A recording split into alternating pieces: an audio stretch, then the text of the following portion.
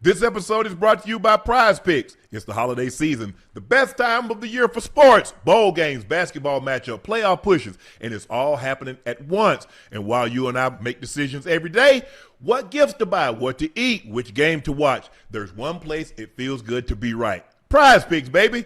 We are in the thick of football season, and some of y'all might be feeling down, but don't worry. That's why we have Prize Picks to keep you going for the rest of the season. Week 12 of football, we had some great games, a lot of OTs. Kansas City, man, they always find a way to win. The Pats pulling through with the big dub. Drake May, we're hitting more.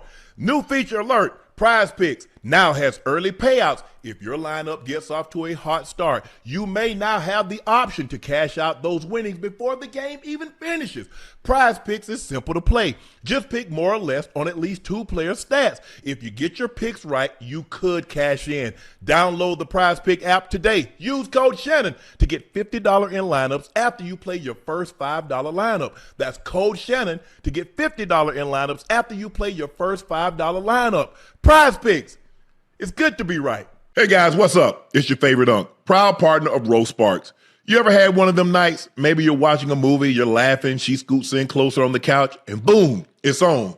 Now, in these moments, you can't be caught slipping. You gotta be ready to perform like it's the big game. You hear me? And that's where Rose Sparks come in. These bad boys dissolve right under your tongue, no worries. And here's the kicker. The dual action formula stays active for up to 36 hours. Yeah. Now, you're not erect for 36 hours, but let's get this straight. When the moment strikes you again, you're ready to perform again, and again if necessary, ready to rise to the occasion. With Rose Sparks, you get fuller erections, you get more control, and everybody's leaving the room with a smile on their face. Isn't that what we all want? That's what I call a win, baby. And check this out. If you've prescribed new sexual health patients, get $15 off their first order of Rose Sparks on a recurring plan. Just go to ro.co/nightcap to find out if prescription Rose Sparks are right for you. Again, that's ro.co/nightcap. Now, fellas, you know your favorite Unc got to keep it real with you. Sparks is a compounded drug product. That means it's allowed to be prescribed under federal law, but isn't FDA approved and doesn't have to go through their reviews. For the full safety info, hit up ro.co/safety info. So, fellas, stay confident, stay ready, and let them sparks fly when the moment is right.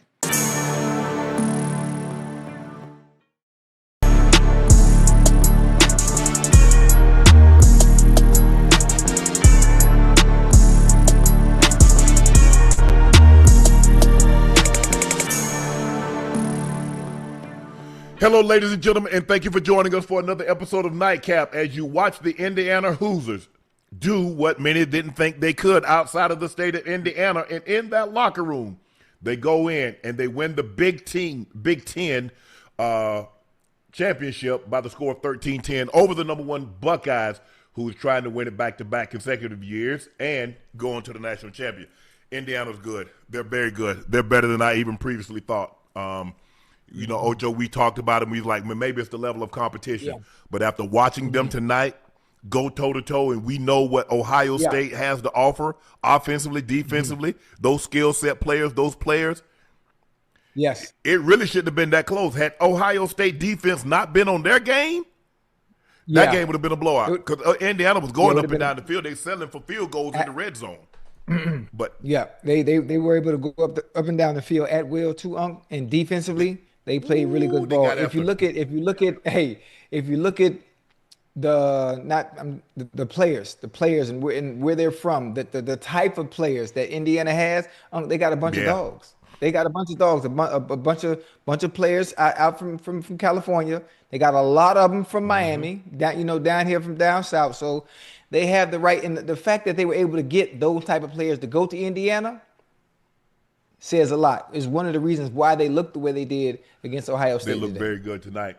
I am your favorite Unc, Shannon Sharpe, my partner and co-host, Liberty City's own Bengal Ring of Fame honoree, a former Pro Bowler and an All-Pro. He's Chad Ochocinco Johnson. Please make sure you hit that subscribe button. Please make sure you hit the like button and go subscribe to the Nightcap podcast feed wherever you get your podcast from. We would like to take this time right now to thank you for your support and your continued support. Because of all of this, what you see behind us, the awards and the adulation that we've received, it's all because of you, because of your eyes, your ears, and your word of mouth. And Ocho and I and the Nightcap family cannot thank you enough. So again, thank you for your support and your continued support. Those looking to purchase a bottle of Shea by Laportier and you cannot find it in a city or state near you, head over to LaportierCognac.com and order you a bottle. It'll get shipped directly to your door. It is the best tasting premium VSOP cognac on the market. Don't take my word for it. Try it. Compare it against other premium VSOPs and let us know what you think. We believe we've created an excellent product, and the taste and the smoothness, we sure you'll agree.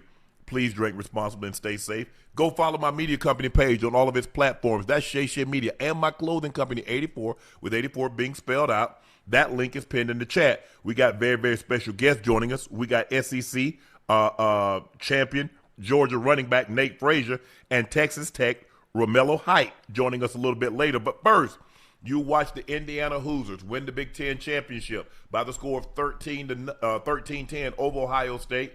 They were the number 2 team. They'll be number 1. They'll be number 1 going into the college football playoff. Now we see why Cignetti didn't even entertain any other offers. He does have Jimmy Sexton as his agent. Sure, LSU would have loved to have him. Penn State would have loved to have him. Any other job that opened up.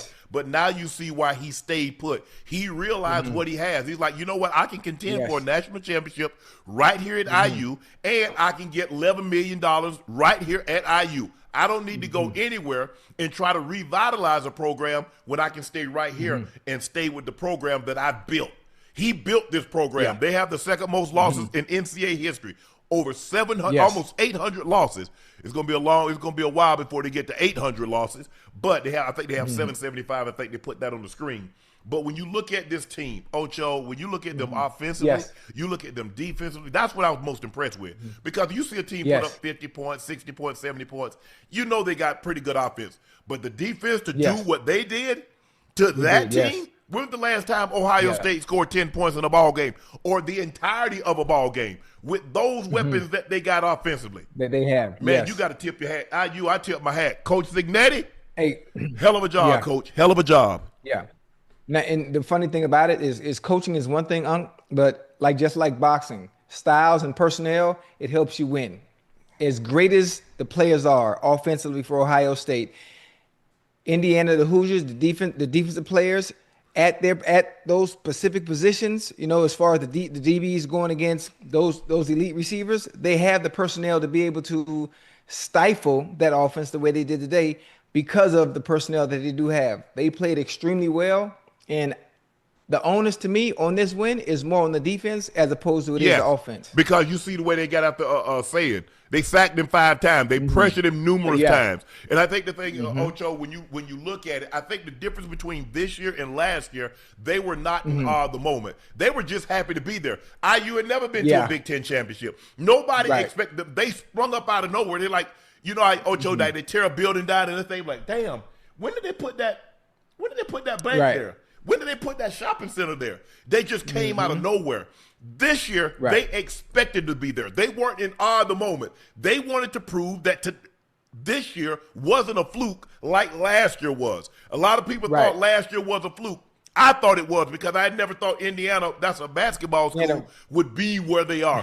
Indiana's a basketball state where it used to be before Peyton Manning. It was a basketball in the Indianapolis 500 state. But now with Peyton coming there, it's a football state. And now with IU, oh my goodness.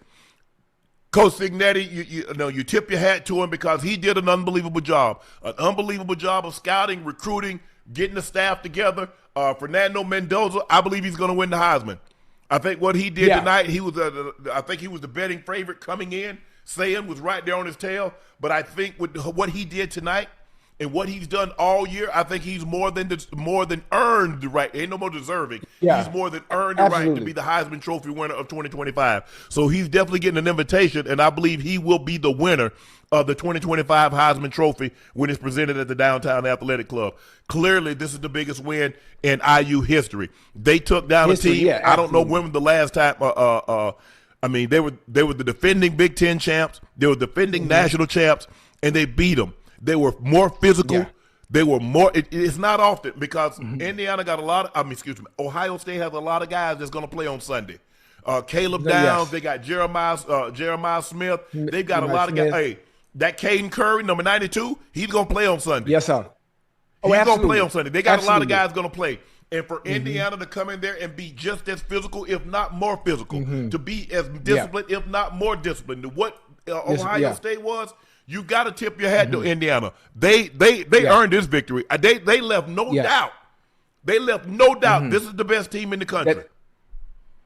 And the game, especially a game of this magnitude, is one up front.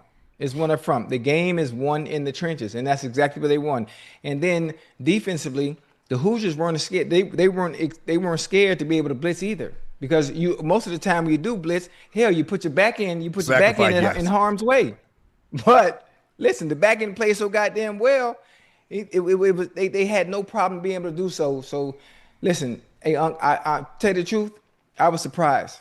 I was surprised that Indiana. I understood the players that they had. I understood the personnel that they had, but I didn't know they were this good. I didn't know they were this good. Yeah, and this was a good test. Look, we talk about Indiana, and I think we had Pons on. Did we have him on, the DB from Indiana? Wasn't he on earlier this year? Yeah. And he was talking about, and I think the thing is, Ocho, is that, like I said, they score 70 points, they score 50 points. They're beating Big Ten opponents by 50-plus points a game. And I'm just thinking, okay, what about the level of competition? We're going to see when they have to play Ohio State. I apologize, Chad, I spoke. Oregon was the defending Big Ten champs, not Ohio State. They got in because Oregon had beat them in Oregon. And then they played Oregon later, and they beat the brakes off Oregon. But that's neither here nor there. This is Indiana's first outright Big Ten title since 1945. I don't know how many in the chat was alive when Indiana won the last Big Ten championship. But they look, this was as an impressive performance that I've seen this year. The way they went in, and like I said, I believe the biggest difference between this year and last year, they were not in awe. They were not in awe of Ohio State. The Buckeyes and the defending champs, and they got all these guys. They got a $20 million roster. Okay, fine and good. But at the end of the day, no matter how much a guy has in his bank account, he still has to go out to perform.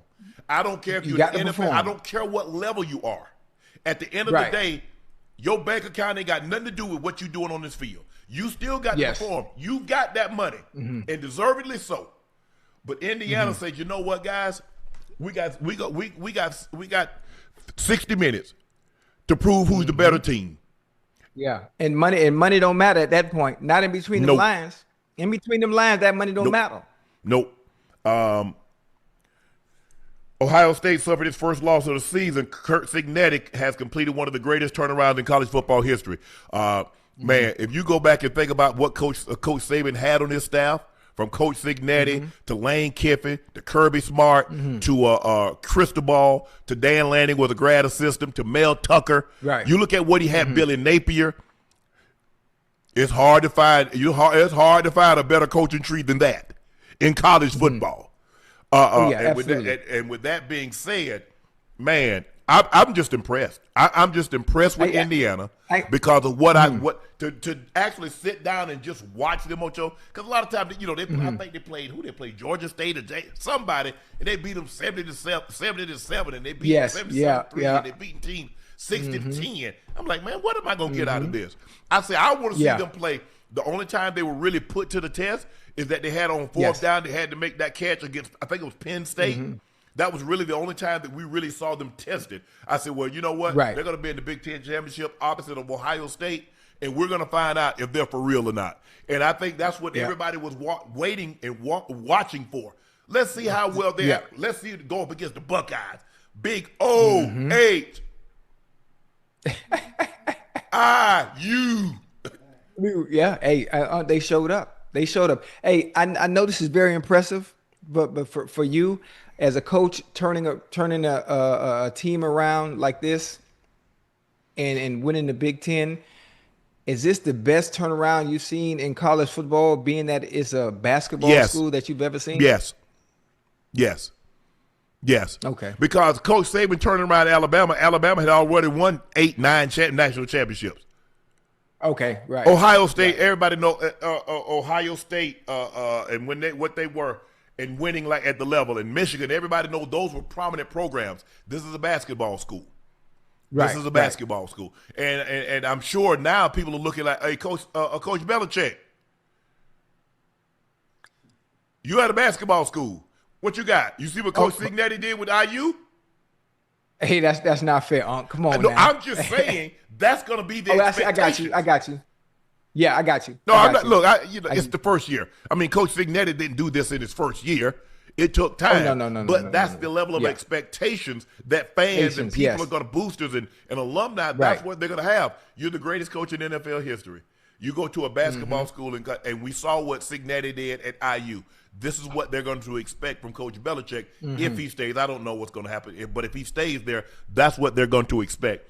But IU, Ocho, that third down call, that third down call, and that catch by Charlie Becker, and that throw by Mendoza, that call by Signetti, that's clutch, that's clutch. If you look in the dictionary, and you look up the definition of clutch, that play itself should be inserted right there as visual reference in what clutch is.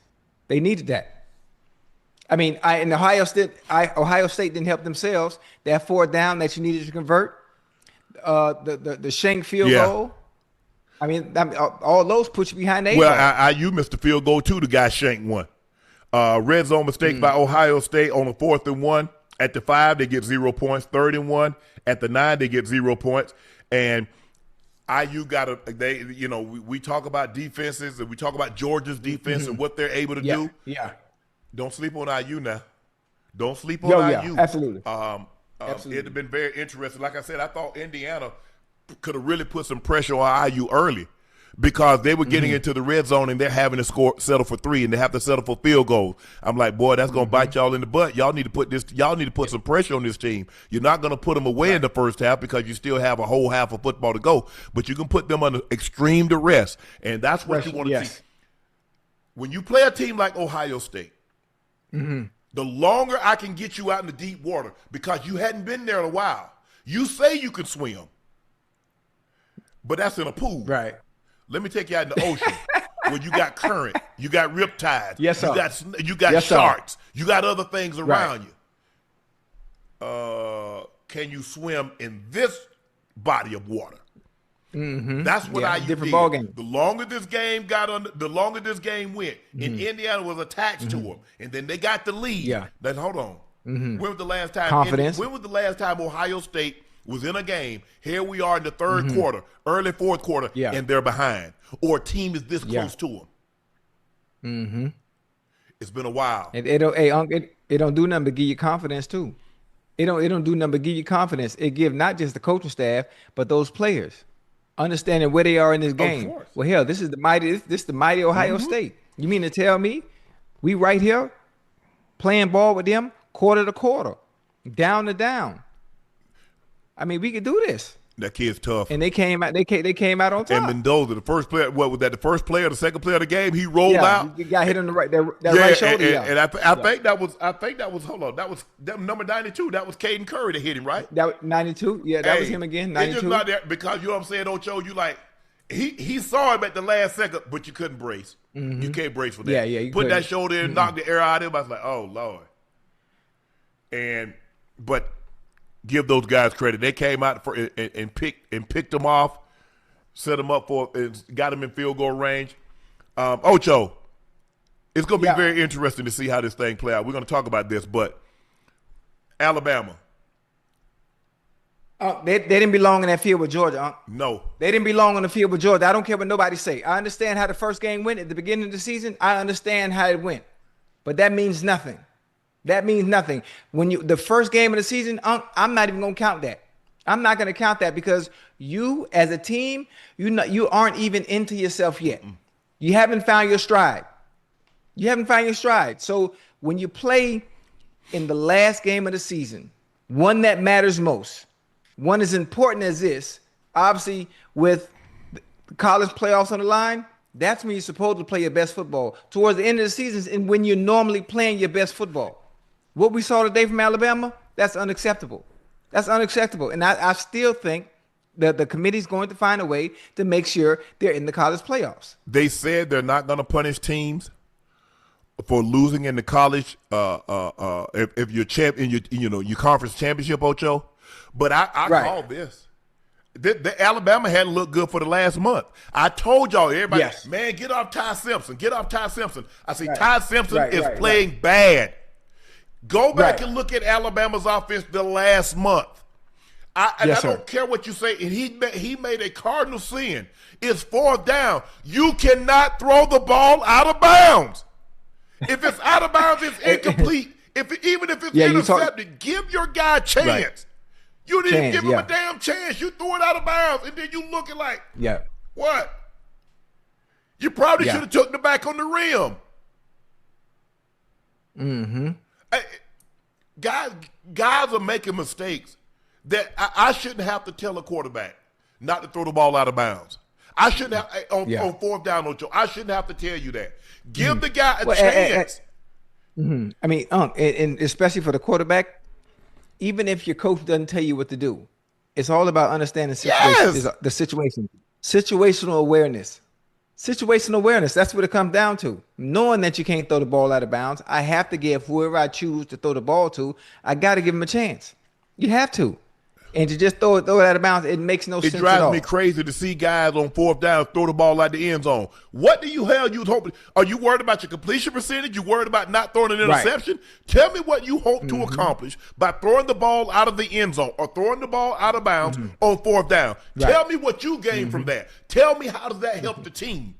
And I'm like, bro, I know this. I know this kid did not just throw this ball out of bounds. Yeah. And I don't know who's calling the plays, but how many times are you guys gonna go scat protection and gonna let Georgia blitz you? I'm confused. I think let's go ahead and get to this game, Ocho. We got let's get to the Georgia game. Yes, sir. Georgia Alabama. After Kirby Smart's team has dropped 7 of their previous 8 games against the Crimson Tide, the number 3 Bulldog flipped the script and put on a dominant performance in the SEC championship game in the Mercedes-Benz Stadium in Atlanta by securing their 2nd straight SEC title. The Bulldogs finished 12-1 and likely secured the top 4 seed. I think they're going to be the number 2 seed. That's me personally, but neither here nor there. Maybe they leave Ohio State at 2, but I think they're going to be number 2. It's the first time Georgia's won back-to-back SEC championships since Herschel Walker led the Bulldogs to 3 straight in 1980-82. They won the national championship in 1980 over Notre Dame, and then they lost a couple of them in the way. I think they lost in 81 and 82. I think they lost 82 to Penn State, if I'm not mistaken. And what you were talking about, Ocho, do you realize Alabama ran the ball 16 times for -3 yards, Ocho? Yeah, absolutely. Absolutely. I mean, statistically, you look at the stats and you don't look at the scoreboard, you know Alabama lost this game. You know they lost this game. Tyler Simpson was 19 for what? 39, 1 TD, 1 interception for 212. But you look at everything else statistically, you know they lost this game. It's no way they won that game. Man, Georgia was dominant in all 3 phases of the game. All 3. Defense, offense, hell, special teams. I'm surprised Alabama even was able to get 7 points tonight. Yeah, based on and again, returners. You see Alabama returner. You put your heels at 10. If the ball goes over your head, you're like, Coach, I'm at the 10. Let it go. How you feeling? You fair catching a punt like you doing something special at the 5. You fumble it, and now you got the ball at the 3. Stuff like that costs you, Unc. Stuff like that costs you. At every level, you know you put your heels on the 10. Anything that goes over your head or past that, you let go. You wave everybody ass off to get out the way, and you let the ball go. If they happen to touch the ball inside the 5 before it crosses, that's not on you. That's not on you. Yeah, Georgia looked like the superior team. They played like the superior team. I don't think there's no amount of money, there's no amount of odds you could have given me to take Alabama.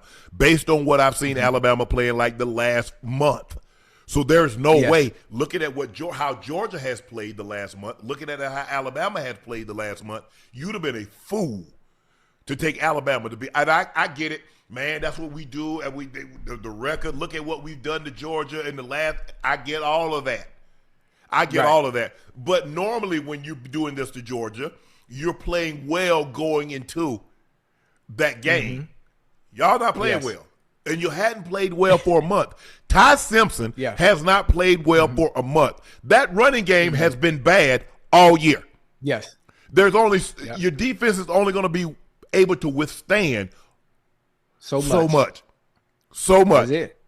But Gunnar Stockton, 20 of 26, 156, 3 touchdowns. They ran the ball 41 times for 141 yards. I mean, it was just a complete demolition. They sacked Stockton 3 times. They pressured him numerous times. Georgia's going to have to fight. Alabama's going to have to find a running game. They got to, Ocho. Look. Well, hey, hold on. It's too late now. You talk about finding the running game right now? This late? Oh, well, you got to get you a back. Jahmyr Gibbs ain't walking through that room. Jahmyr Gibbs is not walking back. Trent Richardson not walking back through that room. Mark Ingram is not walking back through that room. So if you're gonna find one, you're gonna have to find someone special. You got to go get him. You got to take him somewhere else. The type of back that Alabama needs right now is not out there. I don't. Well, think. not on the. No, he's not. I don't know. The guy that we had come on that came on with us, he broke his jaw. He has some elusiveness. Yes. He has some speed. Yeah. But these other guys, man, and the receivers today. Hey, our boy dropped a good one, man. Went right through his hand, man. Jeremy Bernard, he did. He dropped it. Hey, well, okay. Oh, now I'm talking about Ryan too. Ryan dropped a good one right through his hands a little bit. Ain't no little bit, Ocho. I mean, I don't look. 5 years ago, 6 years ago, before the NIL and guys wasn't making money, we'd give him grace. Right. He's a professional. He just have to be in college. But he's making money. He's making $4 million. Right. He's making $2.5 to $3 million a year. There's a level of expectation that comes along when you get paid. Ain't no more when he young. I bet his bank take direct deposit. He ain't too young to have a checking account. He ain't too young to have a banking account. I get it, Ocho. He's 18 years of age. But you can't convince me that this something is not either something's physically wrong or emotionally wrong with this young man. Yeah. It started towards last year, Ocho. But this precipitous drop, Ocho, I don't even recognize him. And half the time he ain't not even on the field, Ocho. Yeah. Yeah. I mean, obviously, I don't know anybody at Alabama. I don't. And most of the time I've watched him on film. I think about what he did last year, and I watched some of the highlights before Alabama played today, and I watched what he did last year, Unc. And every week it was like, what the hell? And what it reminded me of is the excitement that Randy Moss, the excitement that Peter Ward brought to the game of college football, because it's the type of player, it gave you that experience like people had that lived in Atlanta when Michael Vick was playing. When he has the ball in his hands, or when the ball is in his hands, you don't know what the hell is going to happen. Something special is going to happen. So to have that excitement from him last year, and then this year it looked the way it does, himself. I don't really understand what that's not just a drop, Unc. That's not just a drop in just production. It just something is wrong, and I don't think it has anything to do with football. It has to be something off the field.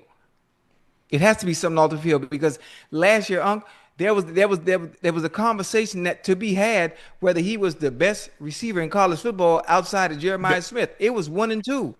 It was 1 and 2, and it wasn't even close as far as anyone else is concerned. I don't know what it is, man. But that's somebody, to tell you the truth, Unc, he's so great, he's so special at such a young age. That's somebody I would love to have some type of impact on when it comes to playing the game itself. Well, I hope you can get in touch with him, or his people reach out to you. I'm surprised. And maybe they have reached out to someone other than yourself. Yeah. Obviously, no one has reached out to me. But maybe he does have a mentor or mentors. Maybe he has someone that he can talk to or bounce things off, or whatever he's going through in his life at this current time, Ocho. That hopefully he gets that resolved. But this is not the kid that we saw last year. And the thing is now that we judge these kids differently, because we know the top level kids, the Jeremiah Smith, the Arch Mannings, the Ryan Williams, these guys, we know that it's not just, you're just not getting books. You're not getting just tuition and room and board. Yeah. And so there's a level of expectation. The more you make, the more expected of you.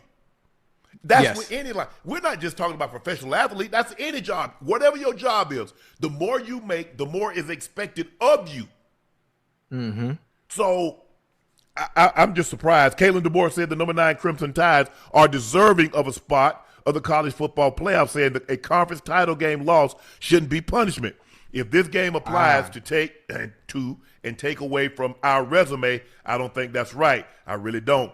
I think the precedent's been set, and I don't know how you can go into a conference playoff game when you're the number 1 seed and did all these things throughout the year and playing in this game, one of the top teams in the country as well, and how that can hurt you and keep you out of the playoffs when, again, we've done what we've done all year.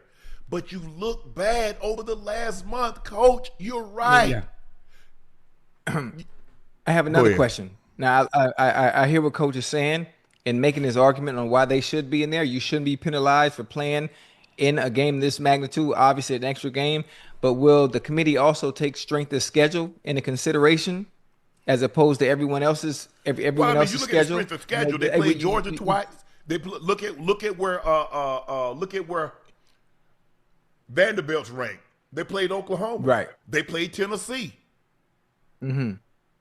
So they played powerhouse teams. I mean, the strength of schedule, you look at the SEC and what is, look at all the teams. There's a great chance Ole Miss is going to get in.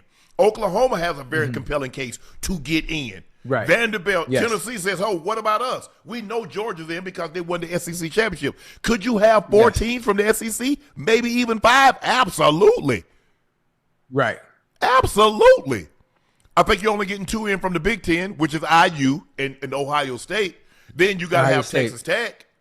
I don't think anybody's getting in from the ACC. If I'm not mistaken, I think Duke just beat Virginia. Ain't no 8-5 team getting into the college football playoff. No. So with that being said, so I think you're going to get Texas Tech, Georgia, IU, Ohio State, Ole Miss, Oklahoma. Now, where do we start going? You see all these other teams going to have a compelling claim. We got 6 other teams that's going to get in. It's just hard. It's just hard for me to see Alabama. And y'all know what I think about Alabama. But based on what they've done the last month of the season, nah, they have. I don't believe they've earned the right to be in. I don't think, for me, Ocho, for me personally, and Chad, y'all can disagree if you like. I don't think they're one of the 12 best teams in the country right now. I don't. Ooh. Nope. You don't think so? Nope. Do you think there's any chance Miami and Notre Dame get in?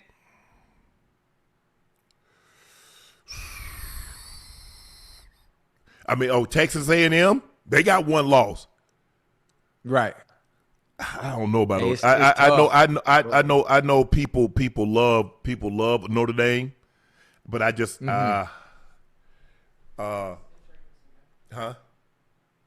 yeah, I'm looking. Yeah. So I think Ohio State, Indiana, Georgia, Texas Tech. Then you got Oregon, Ole Miss, Texas A&M, all with 1 loss. 1, 2, 3, 4, 5, 6, 7.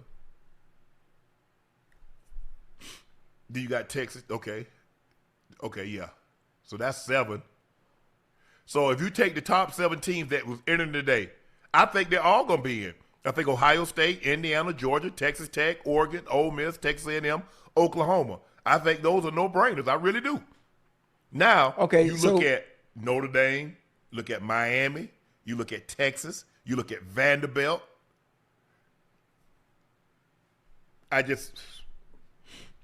So you don't see any scenario where Alabama gets in? Oh, I can see them getting in because people say, well, because they've said, the committee has said, we're not going to hold a conference championship loss against you. Against you, okay. So A&M didn't play for the conference title. Neither did Oregon. Neither did Ole Miss. Neither did Oklahoma. Notre Dame doesn't have one. Miami didn't make theirs. Right. Vanderbilt didn't make theirs. Texas didn't make theirs. So we play, we lose, you sitting at home watching us play, and then you jump us? I can see what Kalen DeBoer is saying. The committee might feel the same way Kalen DeBoer is feeling. Right. But just my eye test, probably so. They're not one of the 12 best teams. Damn. They're not. Not in my estimation. Not based on what I've seen over the last month. They're not one of the 12 best teams.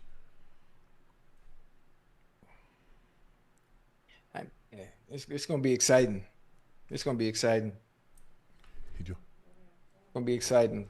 I can't wait. Yeah, I just, like I said, I think those other teams, I think all the teams that are in the top 8, I think they're going. Mm-hmm. Ohio State, Indiana, Georgia Tech, Texas Tech, Oregon, Ole Miss, Texas A&M, Oklahoma. So that's 1, 2, 3. That's 4 teams right there from the SEC. Right. Yeah. All right, we got a very special guest joining us today. He ran for 52 yards and a touchdown today, and he helped the number 3 Georgia Bulldogs win their consecutive second back-to-back SEC championship games. Nate Frazier is joining us. Nate, how you doing, man? Good, how y'all doing, man? We doing good, man. Why? Hey, hold on. You just win the SEC championship and you in your room? What's really going on? My game room, vibing, my dog. You in the game room? Hey, pan the camera. Let me make sure you ain't got something off camera. Pan the camera. Let me see the room. Let me see the room. Let me see the room. Hold on, I'm trying to get it. Hold on, let me get y'all right. Hold on. This thing tripping.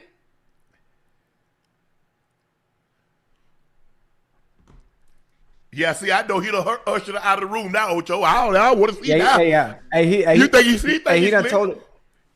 He done told them all to leave. I'm not. He gave me an error on my side. I'm gonna leave the You can't be slick to a can of oil. You think you slick? You think it's an error. It's an error on my part. I hear right. You hear about Ocho about shh, don't say nothing. Don't say nothing. Back out, Unc and Ocho. I'm on Nightcap.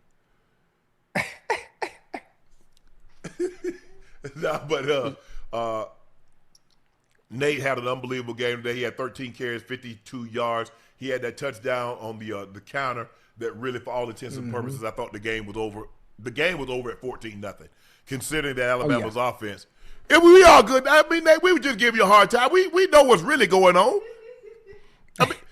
I mean, contrary to what you think, man, Unc in his late 50s, but I did go to college, Nate. I went to college. You know what I'm saying? I know you did. Boy, about how I'm getting hit tonight, man. The last thing I'm doing after this is putting my head to a pillow, trusting the beat. Whoa, hold on. Y'all just won today. Y'all didn't just win. Y'all dominated. Y'all dominated today, and you going to bed? I gotta go to sleep with you. Go to church in the morning. Oh, you going to church in the morning? Church. I gotta praise the Lord, man. Oh man, that's awesome. That's unbelievable. Okay. Hey, boy. Listen, I like that, boy. You got your head on right, boy. You hear me? You got your head on right. Listen, today's game. What did that feel like for y'all to be able to dominate in all 3 phases of the game, especially offensively? How did that feel? It felt crazy, man. It felt like everything we worked hard for, really just paid off. It felt great. It was a great win. I'm so proud of my boys. I'm so proud of my brothers, man. It felt great to be back SEC champions. That's just something that you don't do. That's easy. That's hard to do, man. So that felt great. I'm so proud of my guys. But coming in, look, you had heard the story. The last 6 or 7 times Georgia, Alabama had beaten Georgia. They beat you guys earlier this year between the hedges. So obviously this was a matchup that you wanted. You felt you're like, you know what, we let one slip away. But we get an opportunity to redeem ourselves and show that we're one of the best teams in the country. We're very deserving of going to the college football playoffs. And with that performance that you got today, I know Kirby probably told you, you guys are probably going to earn a bye. You're going to probably earn one of those 4 byes. Feel good. Boy, I know you got a week where you got to do a Bloody Tuesday, about 15, 20 periods, 2, 3 hour practices, a straight pay, physical practice. That's going to feel good for about a couple of days, man. Kick my feet up for a little bit. Yeah, most definitely. That'd be good for y'all too, because being able to have that by allowing players to to heal up, allowing some other players that may be injured, allowing them to get back and get back in the good graces of health, so they could be at their maximum potential when it's time to play again, could be a great thing. Yes, When sir. you look forward to the playoff, when you look forward to the college playoff, is there a specific team that you really want to see, or you really don't matter? Whoever's in the way, we got to step on them. No, whoever's in the way, man. Because every team that's in the college football playoffs is a great team. It's going to be a Mhm. challenge. We got to take care of business. You know, we can't look at no team any differently, but we just got to make sure the next game, we just need to do a game plan for the team that we figure out we're going to play, because no team just in the college playoff for no reason, dog. Right. I'll tell you that Right. now. Every team that's in that college football playoffs got some fight in them. They some dogs like us, so we just got to be prepared and ready. When I look at you guys, knowing what you have on both sides of the football, probably the way you guys practice, the game is probably easier than some of you guys' practice. Knowing what you have, the 4 and 5 stars that you got on offense, the 4 and 5 stars that you got on defense. And Kirby is old school. Kirby got y'all guys stunning it up during the week. It ain't no shorts and walkthroughs and all that. Kirby, hey, y'all putting helmets and pad on pad. No, you fuck dudes. 2 days before the game, we in pads. Damn. Kirby, turn it You up. before the game? We in there. Yeah, it ain't no in. This Georgia is hard. Come to Georgia, don't come to Georgia to have to go through no breeze through college and do walkthroughs on Mondays and Thursdays. Right. No, Georgia is hard. If you want to be a great player, life is not easy. So Georgia, Right. you life lessons. Georgia teach you that life is going to be hard, so you're gonna have to go through something hard. Yeah, that's dope. You know, To play hard, you got to practice hard. And I think a lot of teams have gotten away from that. I mean, I know in NFL, Ocho, they definitely don't practice like we used to practice. But Kirby No. cut his teeth under Coach Saban. Coach Saban is old. Coach Saban go way back. So that's the only way, and that's why you guys constantly put out 3 and 4 and 5 guys in the first round. Have 10 guys get drafted every single year, because this is what you do. Iron sharpens irons. We got some of the best offensive players, some of the best defensive players, and we put them to the test every single day, every single week. So when we get in the game, oh man, y'all about to get mollywopped. Yeah. Yes, sir. Yes, sir. OG. And I got a curse for y'all, because y'all some legends, man. I wonder what y'all mean by practice, how y'all practice. Y'all give me a story of what y'all go through, what y'all practice is like, because y'all know y'all played that time. Yeah, see, you got to understand. I'm gonna take Go this ahead. first before I'm gonna let you go. You got to understand, when we play young bull, we had 2 days, and our practice was 2 hours, 2 hours and 30 minutes, and we had 2 full padded practices. Out there, in the morning, the first practice, 6 a.m. You go out there, you got lunch, you go take your nap, and then you got the second practice in the afternoon. Now this is training camp. So we had 2 days. When the season started, boy, you in pads Wednesday, Thursday. Yes, we have certain periods where it's all out, full contact. Fridays is Fast Friday. You got your helmet on, you got your shells, you got your shorts. Saturday is walkthrough. Game on Sunday. You repeat the same cycle the rest of the season. Well, thank God I was born in 2005. Yes. Hey, boy, listen. Oh, now see us in college. Now see, when I was in college, we had old Coach Davis. Now they ain't got this little protocol and rules and regulations like y'all got now. It was 3 hours, and then Savannah, it was hot. Now when I got to the NFL, we thudded up. It ain't no just wrap him up. Nah, 9 on 7, we putting people on the ground. In team drill, we ain't driving you in the ground, but you gonna hear some pads popping. Oh yeah. Training camp was at Ocho say it was 2 days. We once had a practice in I think that was 94. We had 8 straight days of 2 days. Each practice was 2.5 hours long, and we putting people on the ground. Goal line, 9 on 7. See, now they got walkthroughs, and you have one of your practices a meeting. Well, you meeting to see, hey, we try to lay your ass out. That was the meeting that we was having. It wasn't no meeting about what we gonna do. That's what it was. But you guys now, but Kirby, that's why you guys are so ready to play. You have to prepare your body to take that kind of punishment in the game. You cannot ask your body to do something it has not done. You guys hit in the game, because you hit during the week and your body is conditioned to take that kind of. That's why Georgia constantly have 10, 11 guys go to the NFL every single year. This is why those guys play at an elite level every single year, because their bodies are used to that. And you got great coaching. You got one of the great college coaches of this generation, and you the best against the best. And that's what you have to have. So you guys are in a great system. You made the right choice. I don't know. What made you pick Georgia? Are you from Georgia? No, sir. I'm from Compton, California, man. Compton? How the hell you get way over there? You from Compton? Yes, sir. I'm from Compton. Hey, what area you grew up in Compton? You know the Martin Luther King Hospital?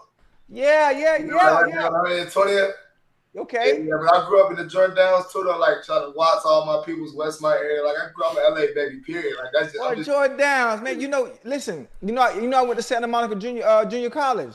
Oh yeah. I stayed across the street. I had a little girl back in the day, man. I stayed across the street from Dorsey, over in the jungles, in the third building off Coliseum. Yeah. So what made you pick Georgia? You got UCLA, you got USC, man. You got 100 colleges in between California and Georgia. You know how OJ was just explaining all this stuff about Georgia, how Georgia is different, and Georgia get 10 or 12 players drafted. That's one of the main reasons I chose Georgia, because Georgia is different. To be successful in life, you got to be different, my dog. You got to be different. You got to be doing something different than others to be successful in life, to be on top of somebody. So one of the main reasons why I chose Georgia is when I stepped on campus, I just got a different feeling. I got a feeling that I was at home. I got a feeling that the people that were around me was going to try to take care of me to get to my furthest potential. So that's one of the main reasons I chose Georgia. Georgia is a great place to be at, and it felt like home to me. I love it. You said something very important. You said you gotta, if you want to be different, you gotta do different.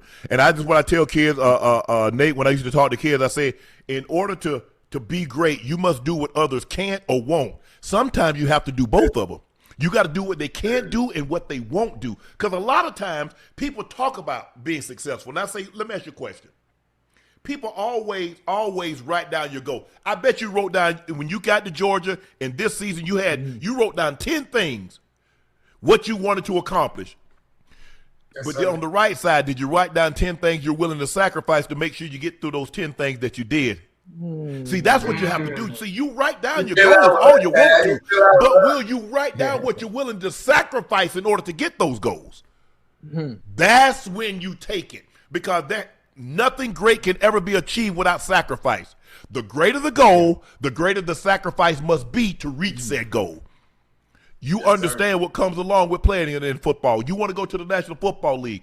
There are going to be some times you're going to have to deny family. I can't come to this. I can't do that. I've got to study. I've got to practice. I've got to be X, Y, and Z. And you can't feel bad. Man, I feel bad. I can't go to mama's. I can't do this. I can't. Okay. How great do you want to be? Yeah. Sacrifice, sure. Man, I just love having the young kids, and I see the hunger in your eye. I see that you want to be great. I give you a hard time, but like, man, you ended the night. But I was the exact same way. I went to one party in 4 years at Savannah State because partying wasn't going to get me to the NFL. I knew it wasn't. Oh. I didn't begrudge anybody that was going to party. My grandmother sent me to college for 2 reasons, Nate: to get a degree and go play in the NFL. Now, I knew they were going to happen. I didn't know which one was going to happen. I got my degree because it wasn't good enough for me to go to Savannah State or attend Savannah State. I graduated from Savannah State. But I was going to that next level. And so you have the right mindset. I love the fact that you said, man, I got to get up and go. I got to go to church because there's somebody, there's a higher power that blessed me to be in this position and keep me safe when I'm in these ball games. Because I understand one hit could be the end of it. So I got to give somebody that credit. I got to give somebody that glory and say thank you, not only for keeping me safe, but for allowing me to wake up this morning. Because a lot of people had an appointment, Nate, they couldn't reschedule. Go ahead, Ocho. Hey, listen, I understand. Obviously, you're very disciplined. You're very structured in the way you carry yourself. Understanding that you know, God is the reason for all your success and will be the reason for all your success long beyond college football. But for fun, how do you get a mental reset and do things you like to do to get you away from the game? You know, you got to have something because you got to be able to fall back on. For me, that's a good. My fallback on is video gaming. Gaming is my fallback on. I'm talking about literally. I ain't even gonna lie to you, OG. I feel like sometimes I go fishing. Like now I'm in Georgia. I do like outdoor things. Like I do deer hunting. I do fishing and stuff like that. You know, it's just like to get a connection with nature. It's peaceful. It's quiet. Yeah. You know, it teaches me patience and stuff like that. Sometimes I play my game, but really one of the main things I just vibe and listen to music. You know, like you ever got that little late night just cool and just listen to music, the sun dropping. I feel like I got an old soul. I feel like, Right.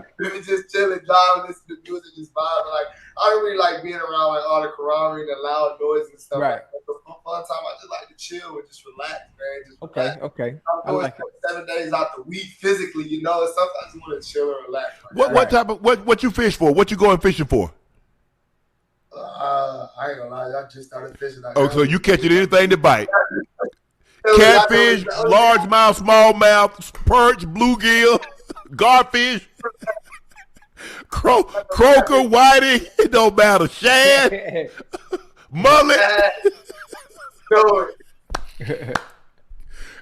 You say you like to hunt? I'm starting to like it. I just don't like the after process. You don't like you don't like the dress. You don't like the dressing where you okay. What you going hunting for? You hunt for deer? You hunt for what are you hunting for?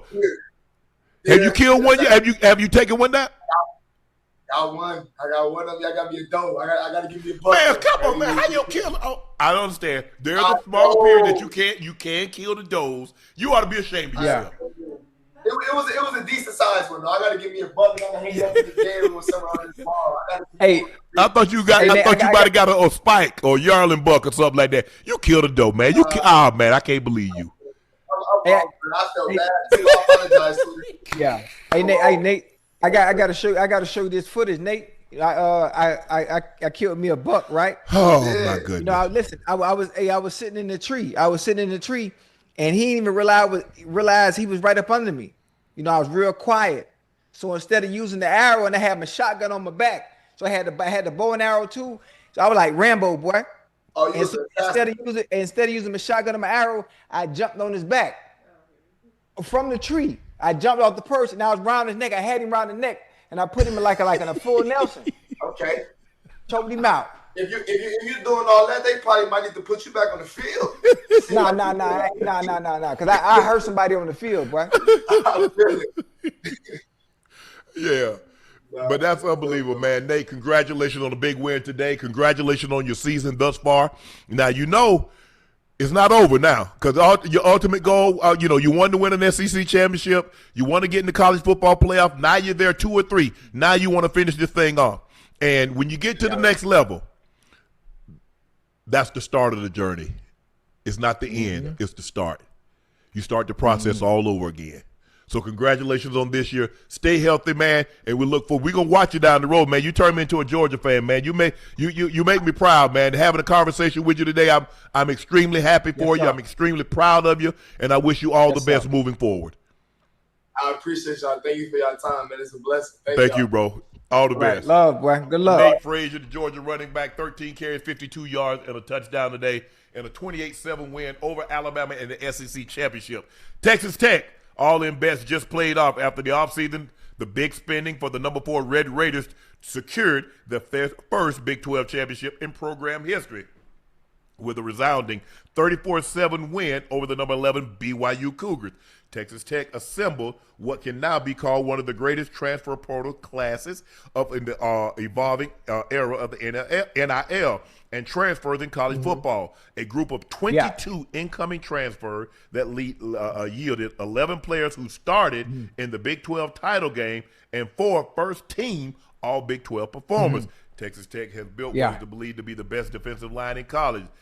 David Bailey and Romello Height bringing nonstop pressure. Lee Hunter, Skylar Gill Howard, and A.J. Holmes Jr. wreaking havoc outside. 5 hand-picked players out of the portals who could transfer not just their front but their entire defense. I love what the Rodriguez says. Hey, if we got the best team money could buy, why not do the right? Why not go ahead and end this thing off the right way? Oh yeah, most definitely. But honestly, this Big 12 championship, it almost looked it was one sided. It was a one way street, similar to the Georgia Alabama game. It was almost as if BYU didn't belong there, even though they did. They earned their right to be in the Big 12 championship, but Texas Tech showed that there's levels. They showed that there's levels to the game, and they showed that there's levels to college football and being in that Big 12 championship, and showed why they actually made it there. I mean, there's not much to talk about, for BYU, but for Texas Tech, listen, it was a dominating performance. It was a dominating performance across the goddamn board. When you pay big money for something, don't you expect to get what you pay for? How many times have we seen? How many times have we seen it, Ocho? Somebody or a team spend big money and they don't get what they paid for, or you spend big money on something and it wasn't what you thought it would be.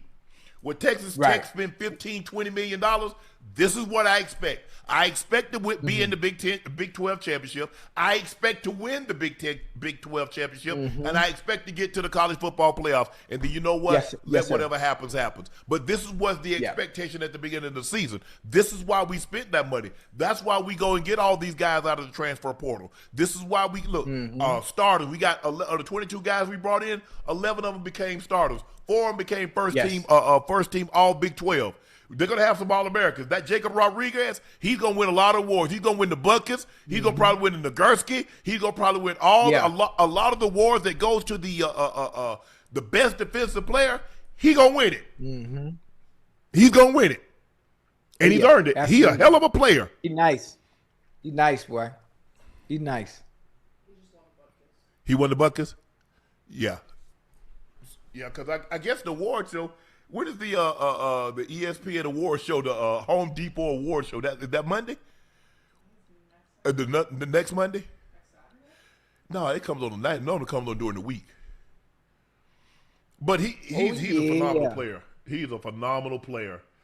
He had 13 tackles today, Ocho, a tackle for loss. They had 8 tackles for losses. 2 sacks, relentless pressure. All the award show's on Friday. The Heisman's on Saturday. Yeah. So the award show is next Friday? Okay. The 12th. Okay. And the Heisman is the 13th. Okay. Hey, Unc.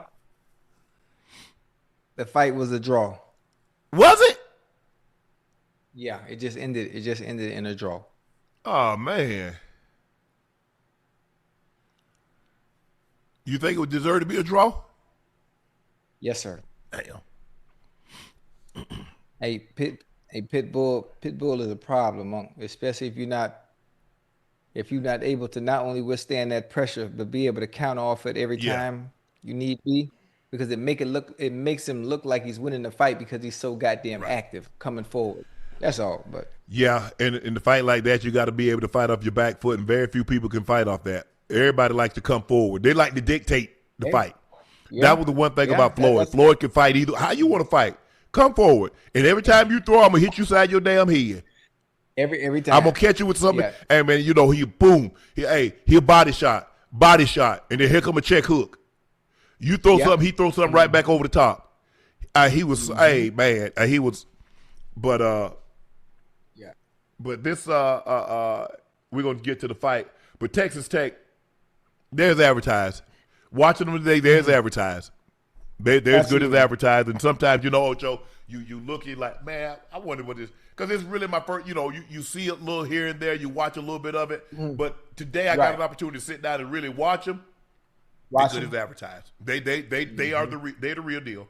They're the real deal. Yeah. That defense is legit. They put so much pressure on you. They put you under duress. Offensively, they ran 41 times for 59 yards. The quarterback was 20 of 33, 215, 2 touchdowns, no interceptions. They legit. They legit. Yeah. I mean, I don't know. They're gonna get. They're probably gonna get one of those buys also, Ocho. I think Indiana will definitely get a buy. Georgia will get a buy. Texas Tech will get a buy. I think Ohio State's going to get the other buy. I think Ohio State will get the other buy. Texas Tech's going to get a buy. Indiana's going to be the number 1 overall seed. I wouldn't. Honestly, I wouldn't want no bye. You ain't got no choice, Ocho. I know what you mean. I know they don't have a choice. I just the momentum. I don't want to Everybody's lose that having a momentum. bye. Everybody has a bye because you got to think about it. The season's over now. They're not going to play. When is the first game? Like the end of December? The first game probably not for another 2 weeks. Yeah. Mello. What's up? What's up? Man, what's up? Why Here he is joining us. I'm at the crib, man. Romello, what's going on, bro? How you hear doing? me? What's up? I'm great, man. Congratulations on the big win. Talk to us about the season. Look, everybody heard about, man, they got all these kids out of the portal. They're going to spend a lot of money. But so when you spend money, there's an expectation that comes along with money being spent. And I guess you guys can say this is money well spent. But what was your expectation when the coach brought you guys to your assemble spring ball and you got together for the summer and you're getting ready to start this season? What was the message that coach relayed to you guys that resonated so much that you guys find yourself where you are right now? Man, the first thing coach said when we got, he brought all the transfers in, he was like, man, everything going to be built in that locker room. Like the brotherhood y'all built, that's what's going to take y'all far. Like whatever goes on in that locker room and however y'all treat each other in that locker room, that's what's going to take y'all far, the brotherhood that y'all built. Yeah. Hey, I don't mean to be disrespectful to BYU, but watching from TV, watching from home, enjoying my cigar with my coffee, was the game as easy as it looked from home as it was to you on the field? And you can be respectful. I'm just being honest. It looked like they didn't belong out there with y'all at all, bro. Honestly, that first quarter they gave us their best plays. That first drive they scored on us, they gave us their best plays they had in that drive. So after that, we adjusted. We like I said, we adjusted. We figured everything out, and everything was on point after that. So what was your expectations? Because obviously there was a lot of hype when people started talking about Texas Tech, and Texas Tech hadn't been talked about like this since Patrick Mahomes boy was there at quarterback. And so now you guys are being talked about like, okay, let's watch out for this team. This team can make the college football playoffs. What was your expectations coming into the college football season? Man, my expectation was just work towards my goals and work towards the team goals. That was to get towards the Big 12 championship. And man, like you said, man, they spent so much. Like people say, they spent so much money on. Well, you got some of it. Don't pretend like you ain't getting none of it. But they say who they is. I got a list on something. But man, it was a lot of weight on our shoulders, honestly. They spent all this money on this roster. How are they going to really play? How are they going to really play when it comes down to them being on the field? Are they going to live up to the expectations that everybody have on them? You know what I mean? So, man, that was I took it serious. Man, I was in the lab daily. We lived in the lab. All of the transfers that came, man, they just, bro, they different. The training room different. They live in the training room. They do everything. Everything is different here, man. I done been in a lot of programs, and man, the guys around here, they just take it so much seriously. Everything is different, man. They take it much more serious. Now, we understand what your goals were, from a team perspective, winning the Big 12 championship from a personal standpoint and what you wanted to accomplish, leading up to the Big 12 championship, and obviously going further. How many of your personal goals have you achieved so far, you think? Man, one of my goals was just finishing on a QB this year. Last year, I had a lot of purchases and got to the QB pretty often, but I couldn't finish. So one of my main goals was to just get the QB down. So I finished the regular season with probably 8.5, 9.5. So man, that's an accomplishment for me, man. I'm super blessed. I was able to get to the Q and actually finish. So, man, that was one of my goals, actually finishing this year when I got to Romello, where are you from? I'm from Dublin, Hold Georgia. on, Man. you're from Lawrence County? Yeah, I'm from Lawrence County. You from the Post LMA? Post Talk LMA. to me then. That's right. Come on, you man. right down the road from your boy. You from Savannah, huh? right? Savannah, right? I'm from Glenville, Georgia. I went to Savannah State. You know Reedsville, Reedsville State Prison? Nah, I'm south of you. So if you 16, this hit 16, heading towards. So you was like an hour yes, away. That's exactly how far I am. Yeah, that's exactly how far I am. I come up 23.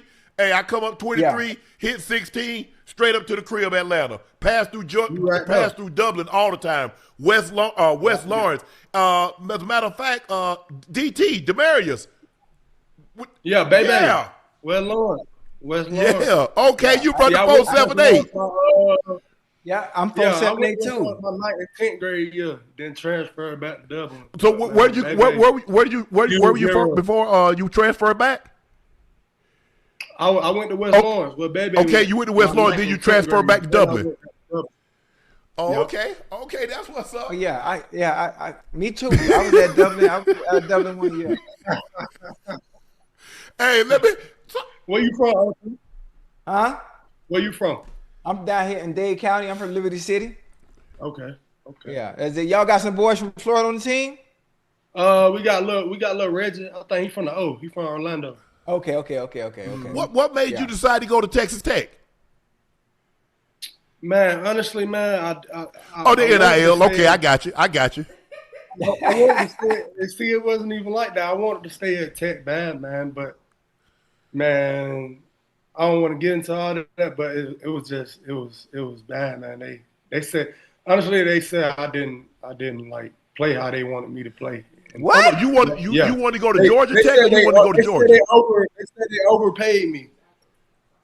And I wasn't getting nothing. But you was at Tech last year. Georgia Tech. That was a Georgia Tech. Damn, Romello, you smart. You got a good head on you. Okay. Yeah. Little something. Yeah. That's what DT Baby went to Tech. Calvin Johnson. Actually, Roman Reigns went to Georgia Tech. Yeah, I ain't even know that. Yeah. So you go to Georgia Tech. You got a little, you get a little something. They break you off a little something, and they say, "Well, hold on, you ain't living up to what we say." Okay, later for y'all. I'm finna go on somewhere that's gonna really appreciate me and gonna break me off again. But I'm gonna take this what y'all gave me. Amen. Amen. And so what you driving? What you got in Texas? What you driving? A Lambo. Oh man, I wish I had like y'all, but man, I got a TRX truck. I just wanted to keep. Ooh, he got money. Nah, it ain't even like that. I got out here in the country and man, I seen all them trucks, and I wanted to get me a truck, so I'm right around the truck. Okay. So you outdoors, and so you hunting, you fishing. What is that? So in Lubbock, what is that to do in Lubbock? What y'all got going on out there? It ain't too much to do out here, but ball, man. That's how. Yeah, okay, that's a great place to be there. I feel like that's good for me. That's what I'm saying. I feel like that's good. Like it's good that I'm focused. I'm able to lock in more. I'm able to live in the facility. Like that's all I feel like I got here is the facility. That's all I got here. So hold on. Listen, I know you love the game of football, right? I know you locked in. I know you're trying to achieve your goals, but you got to be able to have some fun, though. I mean, what you do to reset? I mean, man. You know. Yeah, I reset. Yeah, we know. You ain't gotta say no more. Romello, you ain't gotta say no more. We know how you reset. There's some spots. Yeah, there's some good spots out here. Yeah. But man, I feel like I done grew out of that. Already? Oh, hell! That's right. That's what I'm talking about. The college life. Okay. I got you. Yeah. We understand. Mm-hmm. Yeah. That bar life get old, man. There's a great chance that you guys are gonna probably have a bye. How often are you gonna be able during the bye? Has coach told you anything? I guess you guys are just waiting for tomorrow to see how this thing shapes up. Do we get a bye? When are we gonna play? What bracket are we gonna be in? Will you get a chance to get home? I don't know if you got a chance to get home for Thanksgiving. Have you gotten a chance to get home, or will you get a chance to get home? I got a chance to go home. We all got a chance to go home before Thanksgiving. Okay. We had a little bye before Thanksgiving, so we got to go home right there. And I think we're gonna have I definitely think we should be having a bye, but we're gonna figure that out at 10:30 in the morning. You pick. We all meeting up at the facility. Yeah. So if you get a bye, you gonna go home, or you just gonna stay there? Or you gonna stay there and chill? What you gonna do with your free time? Man, I think I'm gonna stay out here, man. I like that. Just recover, man. Yeah. There you go. All right. Yeah, ain't nothing wrong with that, man. So, Mello, congratulations, man. Great season thus far, but you didn't come this far to come this far. So you might as well, we in it. We might as well win it. Finish it off. Finish it off. Facts. It's gonna take a lot of work, but we're gonna get it done. Absolutely. 16. So you got 16 solo tackles, 8.5 sacks, 2 forced fumbles. You started your career at Georgia Tech, 24-25. Then you went to you went to USC first. Damn, you went to Auburn too. I went to Auburn first. Damn. Then I went to USC. Yeah, You got a lot of college gear. You got some Auburn gear. You got some USC gear, Tech gear. Every state. I done been to every other state. Hey, dang. Sometimes you gotta. So you were going to the highest bidder. Until you find your home. Yeah, man. Honestly, man, them first few years, I just wasn't living right, man. And I was just hopping spot to spot, trying to change my life. And man, when I was at Auburn, like I said, I was young, wasn't living right. I was just young and dumb. Right. I had to transfer. Went to USC. That probably was one of the worst decisions I ever. You ain't no Cali kid. You ain't no Cali kid. The LA life, yeah. It wasn't for me. Man, I wasn't used to it. So went out there, man. I was still living the same lifestyle, man. Okay, and, I got you. Then boom, that wasn't good for me, like I said. So boom, I went back to Georgia Tech. I was close to family, and I was bettering myself. And man, like I said, I didn't want to leave until the situation. And then boom, I ended up at Tech and totally changed, totally different person. That's okay. I got you. You had a turkey drive in Dublin, providing a family with free turkeys in the community. Tell us about that. How did this start, and what made you want to do that? Oh man, I just you got to give back to your people, man. Everybody got to eat. Where I'm from, man. Like you said, about the 478, man. It's rough down there, and man, I just wanted to give back to my people, give back to the community, and help out, man. So I wanted to feed families. Look, now the projections on you are second-round draft pick. Obviously, you don't want to put too much on that because there's still unfinished business over the next month or so that you need to take care of. But as you start to prep and you start this journey, because ultimately, I'm sure your lifelong dream was to play in the National Football League, play college ball, and then play in the National Football League, so you could really secure your family and help your mom, dad, and family out, and help your community even more when you get more finances. So have you allowed yourself to think about that? What it's going to be like to hear your name called, that you're going to be playing for one of the 32 teams in the NFL? Yeah, I have. Of course, it crossed my mind all the time, but man, I just be trying to live in the moment, man, and just live in the present life.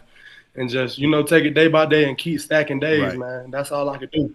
So, I still got to go train. I got a long process. So, man, I've just been taking it day by day and stacking days. Man, I love that, man. Congratulations on the Big 12 championship. I believe you guys are going to have one of those 4 byes. Best of luck. Stay healthy. And good luck. Hey, we always, the Georgia boys, how we stick together. When them dirty boys drop, everybody hit the floor because they know what's up. Come on now. 478 in the house. Romello Height. Thank you, man, for joining us. Congratulations on the season. Stay healthy and good luck down the road, man. All right, man. Appreciate you, bro. Yep. Man, you know what I'm saying? We get I like that we get them Georgia boys on here, man. 478. That's what we do. Y'all see we in the house.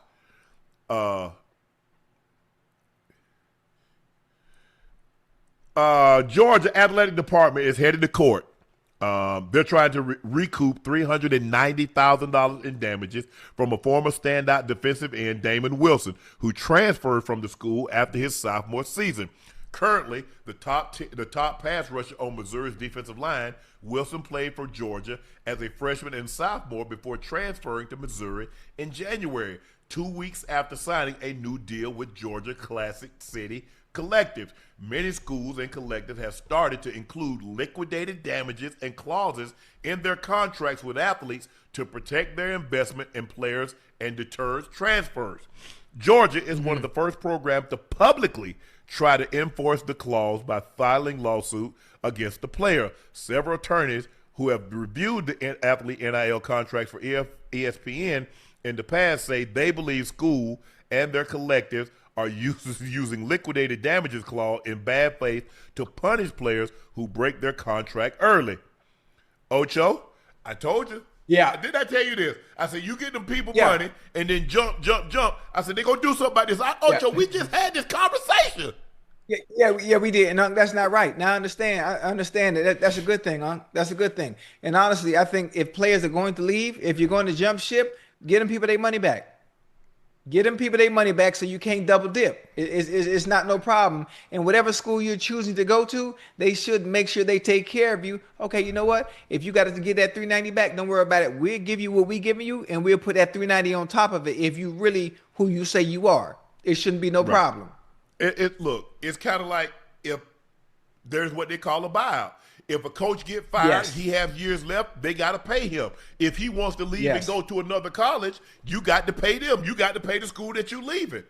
That's generally how it works. Here's the thing, Ocho. Normally in media, if you try to go somewhere else, it's what you call they have a non-compete.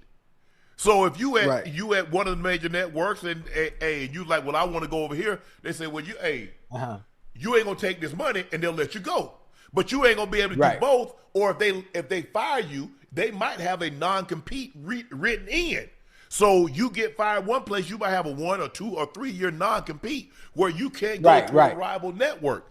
But I agree. I agree with you. I think the thing is, if you take their money, just give the money back, whatever is left, and then you go ahead and move on. But to be able to keep the money and not fulfill the obligation of playing, it doesn't seem right. No, that's not ethical. That's not ethical at all. That is basically stealing. That's scamming. And I'm glad that colleges, well, Georgia specifically, is standing up, and players should understand. Make sure before you get that NIL money, that's exactly where you want to be. Make sure it's exactly where you want to be. Because once they invest in you, they want a return on that investment. And if you want to up and leave, you have to make sure you understand before you spend them people money, they're gonna want it back if you choose to uproot yourself and go somewhere else. Yeah, look, we knew that. Ocho, I told you, I said, Ocho, they're gonna do something about this. They're not gonna just let you take their money and just go somewhere else and go get some more money. Ocho, it ain't even been 2 weeks that you and I was having this conversation. Yeah, you're right. You're right. It was 2 weeks ago. 2 weeks ago exactly. To date. Honestly, it's tough. Look, you're dealing with 17, 18, 19 years. They don't really understand the ramifications of this is the first time they're kind of making real money. Ocho, they're not really into the job market. It's not like I'm playing football, but they're paying me to play. So they don't really understand how contracts and things of that nature work. But hopefully you have representation that reads all the fine print. I just think the thing is, Ocho, is they need to do something about these agents. That's what they need to do. These agents taking 20% of these kids' money, Ocho. 20. 20%. You sure I'm positive. Right? 20 is a high number. Yeah, it's high. When the NFL, they only take 4%, 3 to 4%. Right. Yeah, that don't even sound right. So whoever get I almost said the wrong word, but whoever is getting taken advantage of, where an agent is taking 20% of your money, that's a no-no. Ocho. Brian Schottenheimer said he will have a conversation with George Pickens about the social media post in which has since been deleted in response to criticism received from Richard Sherman. Sherman said Pickens looked uninterested and disengaged during the Cowboys' 44-30 loss to the Lions. I know somebody else that said that. Now, I don't have the luxury of Sherman watching it Because I just got to look at, try to look at what I see. Sherman's actually there. Right. Pickens decided to clap back at Sherman before deleting the post. This is a team game. Laugh my tail off. I'm not the only one on the team. Stop becoming an analyst and talking about one player when he playing a team game. Lots of ish has to go right. Explosive plays. It's funny because I thought former players would know that, such as Richard, hoo-ha, Sherman, who between ain't ish without the Legion of Boom. We all remember San Francisco, brother. Much love. He got the ninjas. Don't speak on me unless you know the game of football as a player, not a D-riding fan analyst that act like double team is not a thing or certain bracket coverages don't exist. Knowing you play ball would show me you a leech weirdo. Now, Twitter, eat this up. Ocho. Yeah. I told you this. I said, Ocho, he drifted and he seemed disinterested. Did I not say that? I said that, Ocho. Yeah. And when they showed, no, if you watch Sherman when he showed it, you tell me he was busting his ass, Ocho. Because you told me we wasn't going to have this problem. Chad, Ocho said he had a call. This is what Ocho said. Hold on. Ocho said he had a call with Young Bull, and I guarantee you, Unc, you won't have those issues that he had in Pittsburgh. That's what Ocho said, Chad. Go ahead, Ocho. Take off. Now we done had one problem all We season shouldn't have long. any. Ocho, what do you mean one? We shouldn't have any. What do you mean we got one problem? One small game. Ocho, you saw the man walking off the damn ball, Ocho. The ball landed right here. He didn't even stick his hands out. And you said one? The deep ball. Ocho, the deep ball. What about the slant routes that he walked off? What about the comeback they took his ass out of the game for? What do you mean one? Hold on. I got to register back to the Cowboys game. I remember a few plays. I know what you're talking about, where it doesn't look like he's coming off the way he should be or running his routes as hard as they should be. Remember the comeback. Reed was able to knock down. The deep ball fell inside a little bit. He beat the double coverage. Oh, the dig route. What you call the mini dig, Unc? Yeah, the mini dig. He had to hug that bitch back really friendly, and the only way to get back to the ball, you have to be coming off the ball hard on that one too. Mm-hmm. Yeah, those three I do remember. So yes, you are correct. You are correct. That's the only ones you remember. There were more. The ball he got picked. Oh, the bounce off the the one he was half-assing. The one he was half-assing. Yeah, that one. Yep, that one. Yep. Mm-hmm. Yeah. Yep, that one. Yeah. Yeah, so that's the comeback on the sideline. It was 4th down. No, I said the comeback. Dak started walking towards him. Like, what are you doing? Ocho, I get it, bracket coverage. That should mean you should bust your ass even more. Because what about the time that you're getting the ball and guys are busting their ass for you to lift coverage off of you? Right. So you can't say because they're bracketing me, because they're doing this exotic coverage, that gives you the leeway to walk the bull jive. No. Right. But you know what? Also too, you know what I want to say. Also too, and I know Pick probably gonna see this. You have to understand is he's such a immense talent, and Dak knows that. The rules don't even count for you. There may be 2 or 3 players, even if you are bracketed, knowing what you can do once the ball is thrown your way. If it's in the vicinity, you can still make that play. So for everybody else, when they bracketed, they know the ball ain't coming. But when someone like you is bracketed, when they playing high and low, shit. Oh, the ball is coming. Did you see Philly? What happened in Philly, Ocho? On that deep ball in Philly, they had him double covered. Oh, yeah. Dak threw it. He jumped up and caught it. Yeah, and that's why in this game, you're like, man, listen, we don't care about them doubling you. We don't care about you being bracketed. He's still going to throw the ball. Shoot, now you know. Now you know it's still coming, especially once goddamn CD went out. Boy, we ain't got no choice. Boy, we got to have you. I tell you what. Boy, we got to have you. He should, first of all, Flournoy. Look at Flournoy coming there hustling, getting it.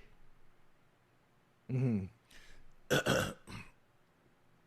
My problem is that he's so talented. is that coverage don't dictate how hard I work.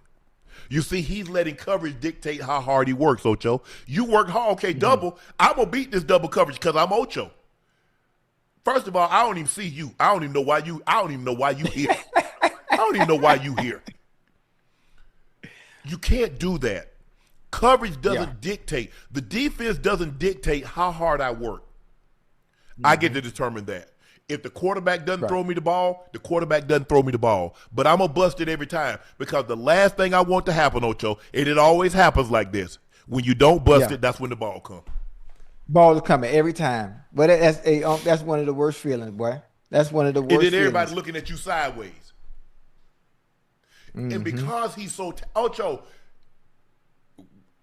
bro, and you hear stories about being late and doing this, and I'm like, bro, do you get it? There's an opportunity for you to make, Ocho, there's $35, $40 million at stake. Ocho, I promise I'm going to be early to everything. I ain't missing nothing, Ocho. I ain't missing nothing. Because I'm not going to give them a reason not to want to give me my money or put clauses in there where they can claw back money. Yeah. That's the last thing that you want somebody to do, to put clauses. Ocho, I got a weight clause. I got a tardiness clause. I got, no. I don't need none of that. No. As a professional, I'm going to be pro how I go about my business. I'm going to show up on time. I get it. Sometimes things happen, but things can't happen 10, 15 times a season. Yeah, you're right. I just, man, it's just, I just hate to see guys that have this kind of talent like he got. Special, boy. He got talent out the yin yang. He can high point the ball. He's tremendous run after the catch. He's he can play through contact. That's what you love about the guy. He can play through contact. He's not thrown off easy like people putting hands on him and it gets him off his rhythm. That doesn't bother him. The only person that can cover George Pickens is George Pickens. It's him. Yeah, that's it. That's it, George. Man, you got too much talent. Don't get mad at Sherm because Sherm did his job by pointing out what you were doing. You said you wanted guys. They used to say, ex-athlete says, I want guys that played the game. And while you tried to dump on Sherm, Sherm went to the Pro Bowl and was an all-pro in San Fran. He was a part of the Legion of Boom. There ain't no Legion of Boom without Richard Sherman. There's not a Legion of Boom without Cam. There's not a Legion of Boom. So all of those, they're not interchangeable. They made the Legion of Boom. And once they started this, if that was the case, once they started breaking it up, there should be another one in there. It should have never fell off. But all of them, they work together. All I'm saying, bro, you cannot let coverage dictate how hard you work. And after that performance that you had against against Kansas City, and the one that you had against Philly, Ocho, those are just the last two. The way you had played, bro, you were second in receiving yards. Yeah, and the funny thing about it is now after a game like that, where you have those issues, where you bracket it and you think the ball is not coming your way, because I guarantee you this, in practice, when you bracket it, especially in the practice, the quarterback makes the right throw. The quarterback makes the right read, and the ball doesn't come to you. So when you get into the game, oh shit, where they bracketing me? Well, fuck it, I know the ball ain't coming. Shit, the hell it ain't. Folk finna let that thing go because he understands what you can do based on what you did in the past when you were double teamed. I'm gonna give him a shot. I'm gonna put it in the area because I know he's the one of the few individuals in the league. Just forget the team in the league that can make that play with two people on him. And the thing is, Ocho, probably they didn't anticipate this because everybody else been playing him straight up, with the exception of a few coverages. But here's the thing, Ocho. When teams wanted to get T.O. off his game, what did they do to him early, Ocho? Try to frustrate him. Bracket him and beat him up at the line. And so what? So bracket him and beat him up at the line and frustrate him. So guess what, Ocho? I got Randy Moss. So I got another receiver over there. All I'm going to do, this is what we're going to do. We're going to make it really tough on him for the first quarter, the first 2 quarters to get a pass. First 2 quarters, yeah. Get him off his game. So now, what are teams gonna do, Ocho? Put somebody in his face and put somebody over top. Every time. Every The thing time. that you don't want to do is to know what. See, when you let people know what can make you tick, Ocho, they wind you up, make you tick when they want to. Now I know. absolutely. Oh, so you get that little bracket cover. We can frustrate you. You get a little frustrated. You get a little frustrated. Mm-hmm. So that's what I'm gonna do to you. Mm-hmm. Knowing I got help over the top, I'm taking away the slant. Yeah. Go ahead. Go over the top. I got help. That's all. That's all, Pick. Don't. Yeah. Guys, y'all got to stop think somebody meat riding. Y'all got to think somebody, bro. It's true. So let me ask you a question. Is there anything that Sherm said that was not true? Now, if Sherm said something that wasn't true, you have every right to be upset. Now, I want you to tell me the one thing Sherm said when he was pointing out what was going on with what you was doing. Tell him the lie that he told. Right. But you know what? You know what? Also, too, you got to remember. You got to understand the players too. Today's players, they don't see it as critiquing. They don't understand that we're analyzing. It's hating, huh? Most of them, yeah, it's considered hating in just the way. And obviously, there's a certain way to deliver it.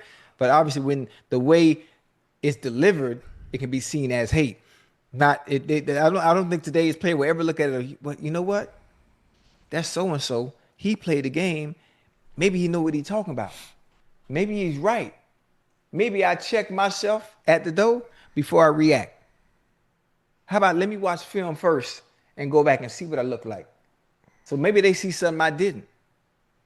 Damn, I was bracketed, but Dak still threw the ball. So that means Dak actually believes in me to be able to make those plays no matter who the fuck is covering me. Okay, boom. All right, I got this. I know what to do. Back to the drawing board.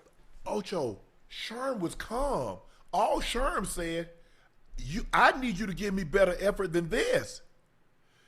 I need, especially now that CD's out, you're the guy.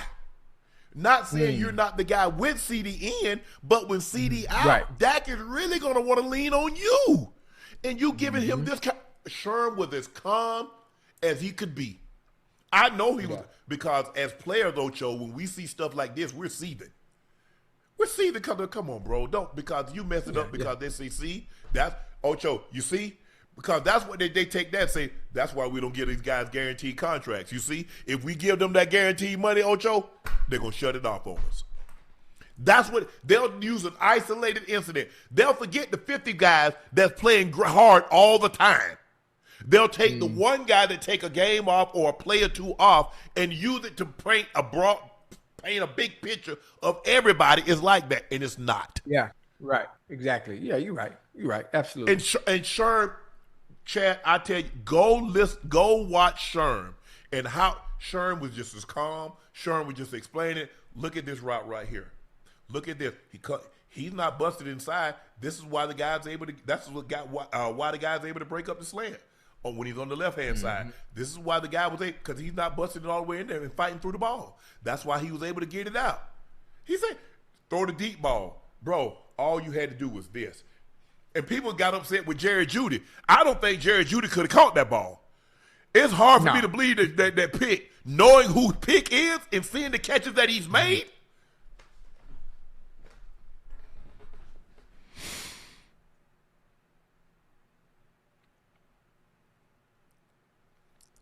Ocho, I think the thing, if somebody, you got me. You right. That's the approach Pick should have taken. You know what, guy? Because you know, Ocho, they're playing at the game. I was like, Lord, have mercy. Boy, I was some bull job on that play right there. Boy, they going to kill me. Ooh, Lord, have mercy. And listen, and you can admit to yourself, too. You could admit to yourself, you know what? That's me. That's always. Ocho, there been some games. I had some great games passing. They're like, man, Sharpe, you ball out today. I said, boy, wait till y'all see that run blocking. Boy, I was good and terrible. I said, Lord, have mercy. Yeah. Ooh. But you Hey. know it, Ocho. Because you know what? Guess who know you better than you? You. You know you better than anybody. We might, man, but Pick no. That's why he got so upset about it, because he knows Sherman was right. That's when we get upset, Ocho. When somebody right and they got us dead to right, we try to get loud to try to talk. Bro, you loud and wrong. You got to fight. You got to fire back and you get defensive. Hold on. Who the Cowboys play tomorrow? Huh? No, the Cowboys don't play tomorrow. They play next Sunday or next Thursday? Next Sunday. Don't they got the Vikings?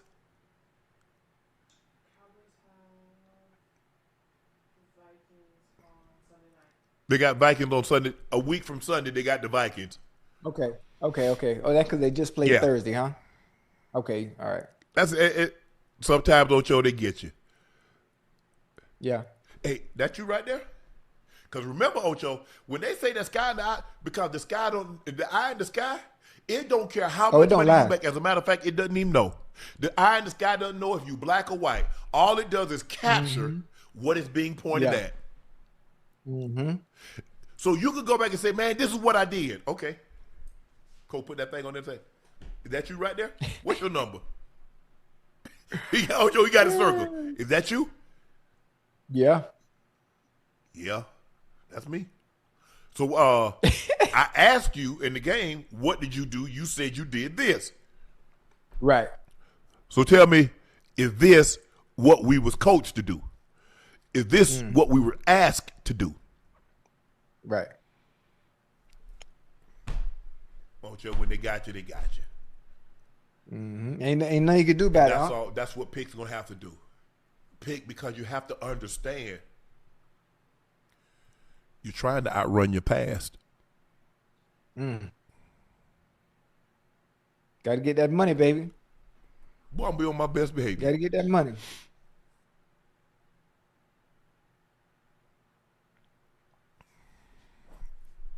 We're gonna be okay. Got to get that busy. Ocho, call him up.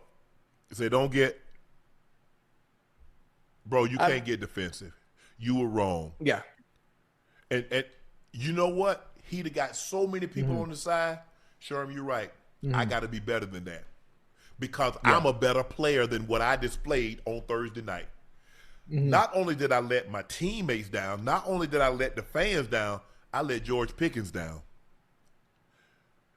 Because when I walk by the mirror, I don't see Cowboys teammates. I don't see Cowboy fans. I see George Pickens.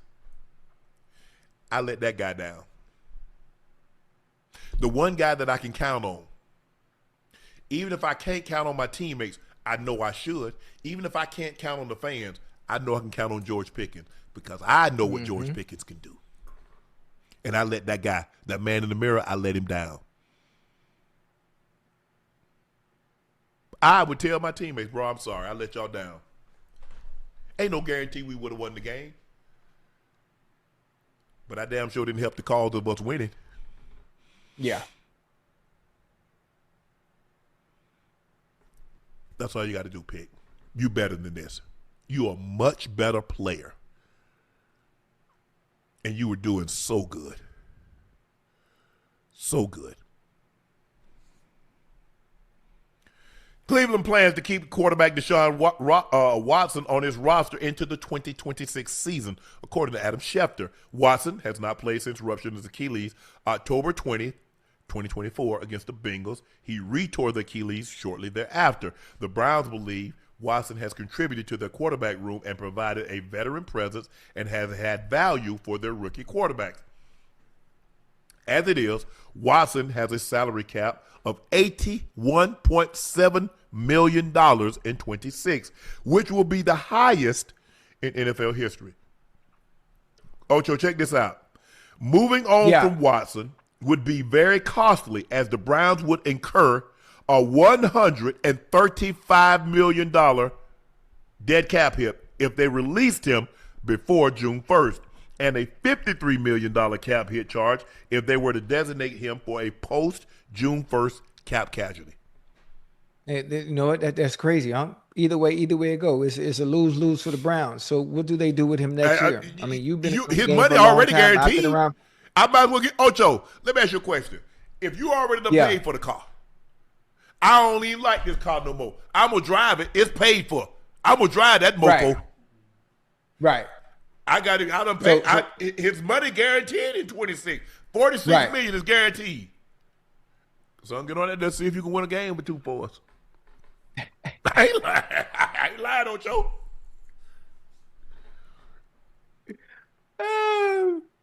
I mean, unless they really want him bad, gone bad. But like you said, he hadn't been a problem. It hasn't been worked. It hasn't worked out as they'd hoped.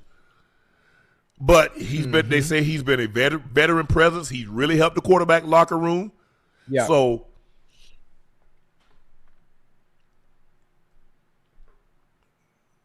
So you see him staying. You see him staying after this year. I do. That's good. That's good. Because I think they're going to let Shador. Try to finish out these last 5 games. Yes, sir. And see, because they're going to have to make a decision. Do we have the quarterback that can take the Cleveland Browns? Look what's in that division. Right. You got Joe Burrow and you got Lamar Jackson. I think Aaron Rodgers is going to leave this year. I think this is his last year. He's like, nah. I'm not going to win another championship. I'm not close to winning a championship. Let me go on home. I done took enough punishment. 20 years, 21 years, however many years he's played. I'm about to be 42 years of age. I'm good. He's done. But you still got to compete with Lamar Jackson and Joe Burrow. And without a quarterback, I don't care how good your defense is. Without a quarterback, you don't have a chance. You got the best defensive player in football, and it's not close. Yeah, and y'all not close to winning that division or winning a playoff game or winning a championship. So without a quarterback, you can't compete. You know what's funny? The Browns would be able to compete even for a championship too, without having a quarterback. If they had a Myles Garrett type player at each position on defense. I'm being honest. Well, yeah. If you how you gonna pay him though? So you gonna have every offensive player on a rookie contract making league minimum. Hey, that's the only way.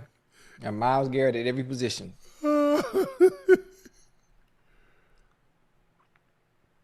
According to Philly reporter Ashlyn Sullivan, the Eagles have installed a positivity rabbit in the locker room. It showed up today, and the offensive line stressed to me they are not sad. They just wanted a good vibe bunny. What, Ocho, what is this? What the hell? That's the bunny? Yeah. In the locker room. You being serious? Hello, yeah. Or is this AI? No, look, I don't know if you can see. Can you see those cameras? Can you see that Eagles? You see those Super Bowl logos? I mean, it's real. I think Saquon was talking about it at some point in time. I don't understand this. Taking up a lot of space. I know that. A lot, because it look big as hell. Well, hold on. Why you can't get a buddy? Why I gotta say Happy Easter? Here we are in smack dab in December. Yeah, I think this AI. No, it's real. Happy Easter. Easter was back in April. Hey, I guess they say y'all laying eggs. That's what the bunny. Yeah. That's funny. I mean, I guess to each his own. Whatever you need Ocho, to do. you know they try. Ocho, you know they try everything, bro. Ocho, you done been in the locker room when y'all losing, and you know they try some of everything. Yeah, all the time. I know what you're talking about. Hey, bro, you got to break that. People superstitious. For real, though. Yeah. Hey, if we losing, I tried. I go touch the bunny every day. Rub his head and everything. Man, think I won when it would. Hey, that. Ocho, it's time to play a fade presented by Prize Picks.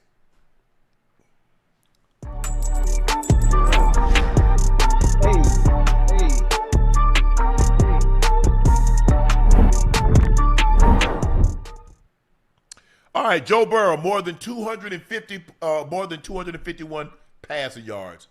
More. Yes. What kind of question What's is the weather that? like in Buffalo? Anytime Joe Burrow plays against the Buffalo Bills, he throws for more than Wind, 250 snow. yards. That's common sense. Okay, yeah. Okay, we go. It cloudy. Okay, and they got Higgins coming back. Okay, I'm going. And Joey Bosa told is you out. that. And Bernard is out, isn't he? Yeah, I'm going more. Even if he was Well, there, he we ain't still talking about going even 250. he not there. So there's that. Quinson Judkins, more than he's gonna have a touchdown, at least one touchdown. Oh yeah, of course. Who the Browns play? They playing the Titans, They playing the He Titans. gonna get one. Yeah. J.J. McCarthy less than 187 passing yards. Shoot. Who they play? Hey, he's so inconsistent. Ain't no telling what he gonna do. Oh, he out tomorrow. Isn't he out? I thought he was Who? out.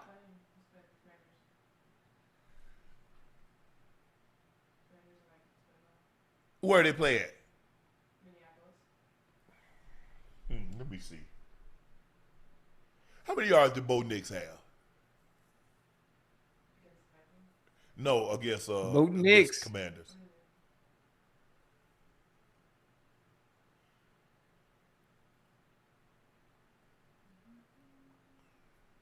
Hey, who the Broncos play?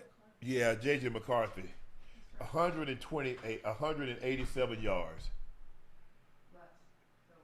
He bad, Ocho. He bad. Who? JJ? Yeah. But see, the problem You think is he's the tight still end can injured? have a big day. All right, we're going to go less. Even though I think Hawkinson could have a big day. Zach Ertz, more than 4 receptions. More. No, he don't get no. He's J.J. McCarthy. You don't get to go get called by your number when you some stir fry. And you don't get to give yourself that. You don't get to give yourself a name. Talking about 9. Bro, you J.J. McCarthy. You J.J. Hey, That is reserved for boy, veteran players. Yeah. It's some good games tomorrow, Yeah, bro. for sure. Hey, Chicago, Green Yep. Bay, Houston can't be really, really good. Man, the Commanders gonna beat the you know what out of the Vikings. Seattle. Oh, Bengals. We definitely beating Buffalo. $25 to win $150. Download the app today. Use code Shannon to get $50 in lineups after you play your first $5 lineup. Prize Picks. It's good to be right. Ocho, per Chris Haynes, during the Clippers' loss to the Mavs, Chris Paul told Kawhi to switch off Klay because he was struggling to keep up. Jeff Van Gundy shut that down immediately. You might have had leeway in other places to change defensive coverages, but you don't have that leeway here. Video also surfaced of Ty Lue catching Chris Paul talking to his girl. Ocho? Yeah. Everybody try to tell me, whoa, Shannon. I said, I'm telling you, you don't get the same privileges every locker room that you go into, especially if you're not that same player able to play at that level. See, y'all talk about when you don't know basketball, I'm telling you how locker rooms function. Right. I'm telling you, you can't take that, say, well, I used to do this, I used to do that. Ocho, when I went to the Baltimore Ravens, I wasn't the same player, and I didn't have the same voice.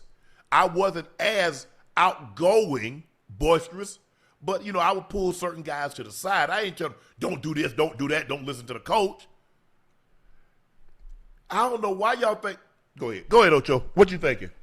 No, you're right. You're right. I'm understanding, and I got a better understanding of it, how it works. Obviously, I would think someone of Chris Paul's caliber, his resume, his accolades, on the court, just having the respect that he does, amongst his peers.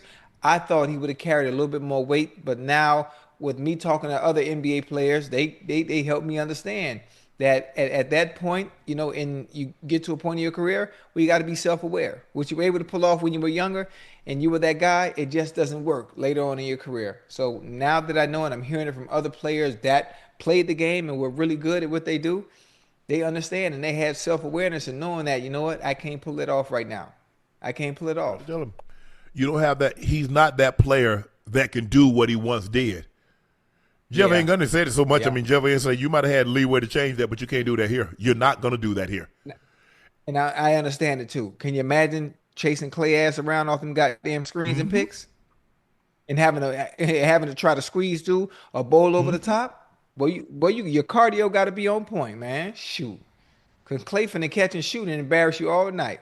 Yeah, I don't know if it was AI, but there was a clip that was surfacing in the back. T. Lou said F. Chris Paul, CP or something that. I just think the thing is that look, they brought him there for leadership. Yes, leadership looked different in different places.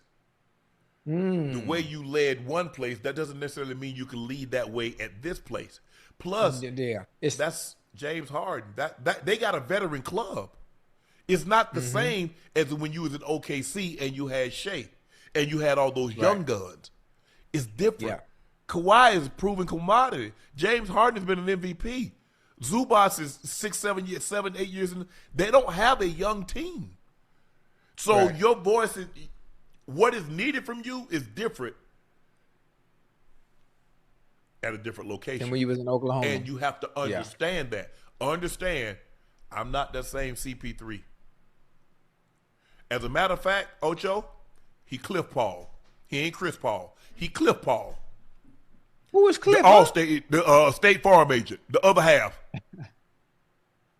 Hey, that's a good one. He Cliff. Hey, that's a good one. Hey, and he forgot. He thought he was Chris. No, bro, you Cliff. Right. Cliff doesn't have the same say. He doesn't have the same leeway, the freedom, the liberties that Chris Paul had. Yeah, you're right. You're right. I like that one. That was a good one.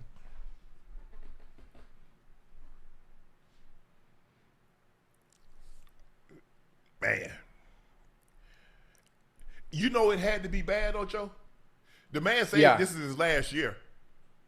And they did this at 3 a.m. in the morning. They had a conversation with this man 3 a.m. in the morning. Do you know how bad it got to be for your team to call you at 3 a.m. in the morning and say your services, the little bit of services that you were providing is no longer needed or wanted? Yeah. And we only get most of the story on surface level. There are more layers that we don't know about that I'm sure that transpired that made it happen that way. And we know the beginning and we know the end. All the stuff in between, the good stuff that we don't know about, will be a tall tale on why it ended up happening like this at 3 a.m. Yeah.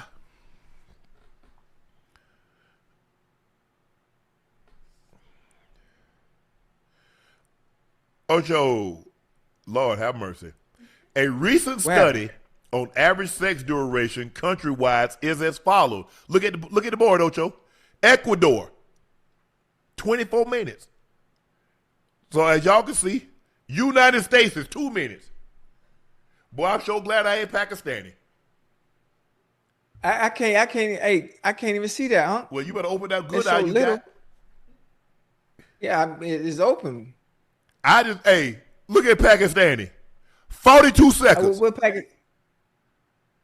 That's what Pakistani That's what the average duration is, 42. The United States is 2 minutes. Yeah, that's me right there. That's me. I represent us very well. Cause it don't take long for me to get in and out. I'm here by business. Yeah, I'm here by business. Hey, whole Ecuadorian, Ecuadorian, that's what they call me. Where Ecuador Number one, 24 minutes. Yeah, they ain't got nowhere to go. Look at your phone. Ash texted to you. Oh, there we go. Here we go. Okay, 24 Ecuador, Cameroon 23. Okay, Cuba 22. Jamaica 17. Yeah, anything over 5 minutes, yeah, you can count me out. Because, I mean, what we doing? What are we trying to accomplish? Yeah, I know what I'm trying to accomplish. Listen. I don't have the time. I got places to be. I got places to be. Anything. Ain't got nowhere to be. I got a simple motto. If I take the time to do it, I'm gonna take the time to do it right. Oh, I got you. I feel you, and I'm gonna take the time to do it right under 5 minutes. So you might be Pakistani. Yeah, I mean, I'm like, I mean, that's ridiculous. I don't even know what y'all do. I don't even know what's really going on with Pakistan. 20 seconds. Hey. 42 seconds. In and out, huh? They ain't even in and out, Ocho.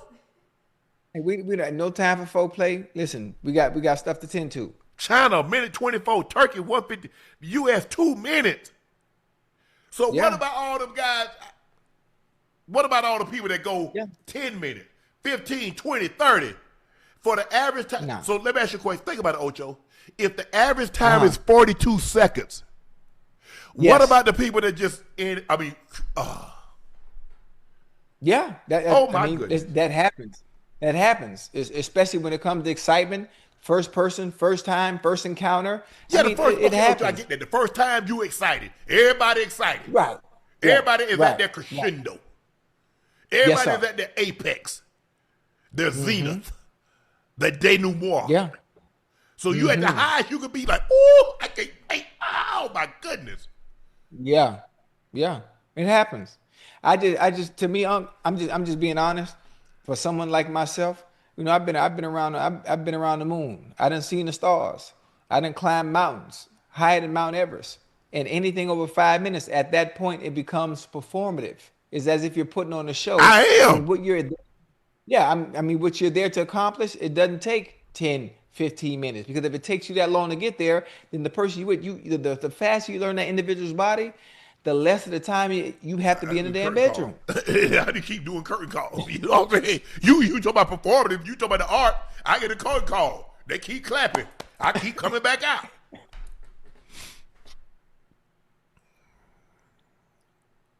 My thing, hey, you know what, Ocho? Hey, I'm staying away from Pakistani women. Because if you can only do 42 seconds, I don't want no part of that. Hey, where you shot I want no part of that.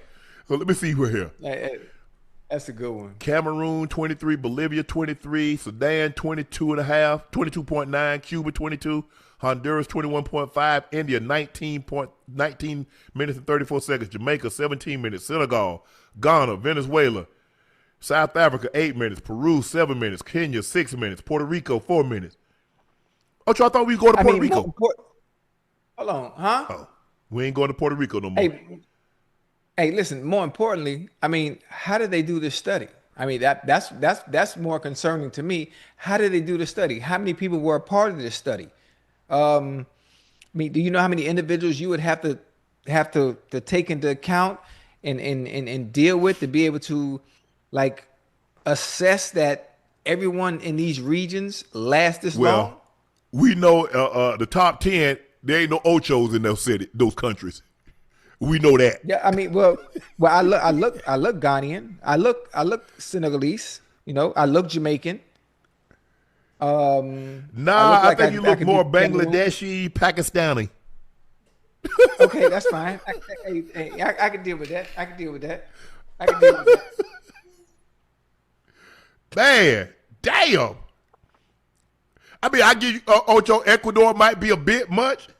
But now, can we find a happy medium? Okay, if we say 24 minutes is a bit much, I mean, we got to admit 42 seconds is not enough. Okay, listen, we got to have balance. You got to have balance. You have to find somewhere. Okay, Ghana, 14 minutes. Man, ain't nobody got time for all that, bro. Huh? Hey, anybody, come on, man. Listen, you know how long one round is in a boxing fight? You know how long 3 minutes is?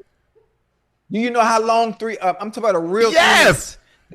It's long as hell. But Ocho, ain't nobody tied in the first round because everybody feeling it out. You feeling it out. Yeah. Oh, so you come in this throwing blow. You coming in, as soon as they say bing, you just boom, No, not really, but I don't think people understand. You know how long 24 minutes is? Yes. Like yes, exactly. That's long as hell. Like that's just I burn on diesel fuel though. I burn on diesel. You know diesel fuel? Okay, yeah. The longer it burns, the cooler it get. Yeah. But see, that's too much, huh? As a matter of fact, until they came along with electricity, what do all them 18-wheelers burn on? Diesel. Diesel. The longer they burn, the cooler they get. Mm-hmm. Uh-huh. Yeah. International, Peterbilt. You right. I'm still on probation, so I'm being, hey, Chad, y'all know how I am. Are you I'm good? On, you on good? probation. I'm just saying, this is, hey. You warming up? Wait to 26. I tell you what, anybody Bangladeshi or Pakistani that watch a Nightcap, we got some roast sparks for you. We got roast sparks for you. I'm trying to, you know what? I'm gonna try to break into. I'm gonna try to get my product in those countries. Okay. Hey, that's a good one. That's a good one. Help y'all out, cause this is ridiculous. 42 seconds it take you that to get your clothes off, Ocho. It does, but you don't count that. You don't count it. You don't count it from the clothes off part. Yeah, 42 seconds. That ain't. I mean, nah.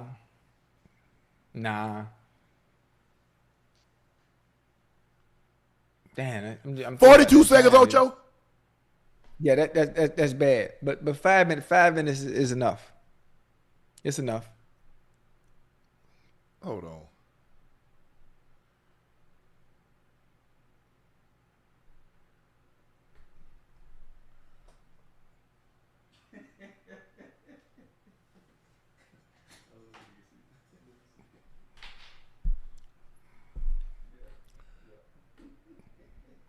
All right, 12.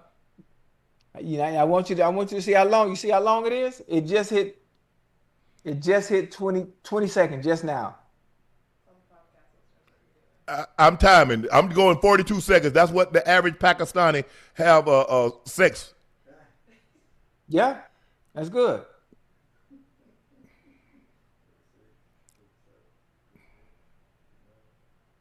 Yeah. That's it. We got 2 seconds left. Boom. That's it. You done. That's all you need right there, huh? Oh no. Oh no. Hey. Oh no. Hey, you wake up. Listen, you wake up in the morning. Both of y'all got to go to work.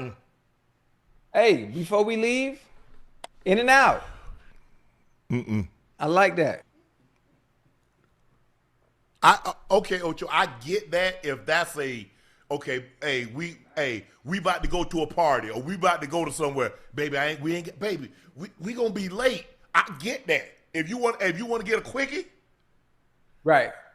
But nah, man. I mean, listen. Every culture is different. Every culture is different. They they got plate. Oh, Ecuador. I'm from Ecuador, so I don't know what they got going on over here. I just don't, I'm saying, Ocho, I just speak American, but I'm Ecuadorian. I speak English, but I'm Ecuadorian. Okay. I'm not. I ain't nowhere near. I ain't got that kind of time. What you doing? I got places to be. I do too. I got places to be. Dang it. That's too much time. Hey, you know what I mean? God dang.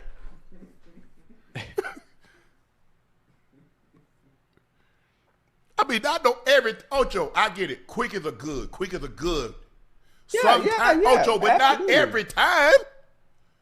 No, I'm listen, it's different.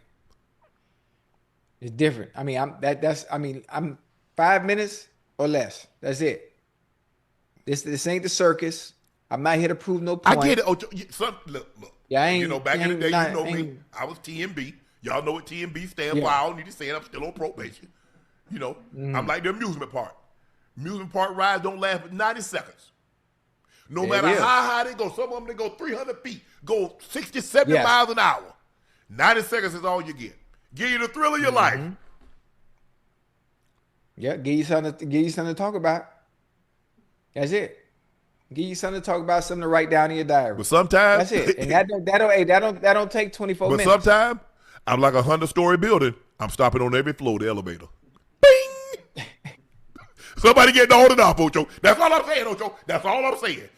You're on a 100-story building. You got 90 floors, and then somebody hit every floor in between.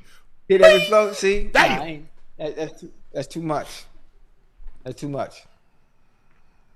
That's too much. You just say it.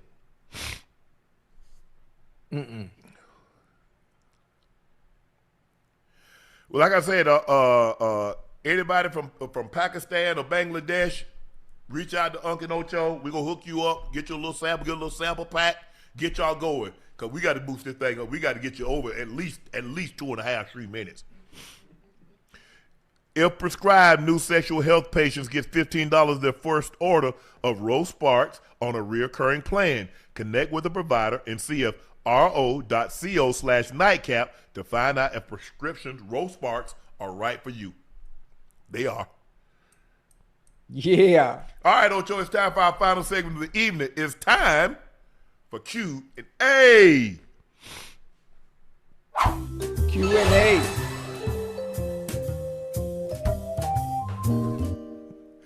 Kimber Norwood Jr. said, Ocho, all I want for Christmas is for you to give Unc his $5,900 so he can buy him a watch or an outfit. Yeah, I need a Krumma outfit. I mean, just a little Krumma outfit. Just a little Krumma, little something Krumma. You know. I got you. I appreciate that, Ocho. That sure be nice. Merry Christmas. Big Mike, 7723, Coach Prime. Coach Prime pull up Frank Lucas in Cleveland. Don't mess with the Blue Magic.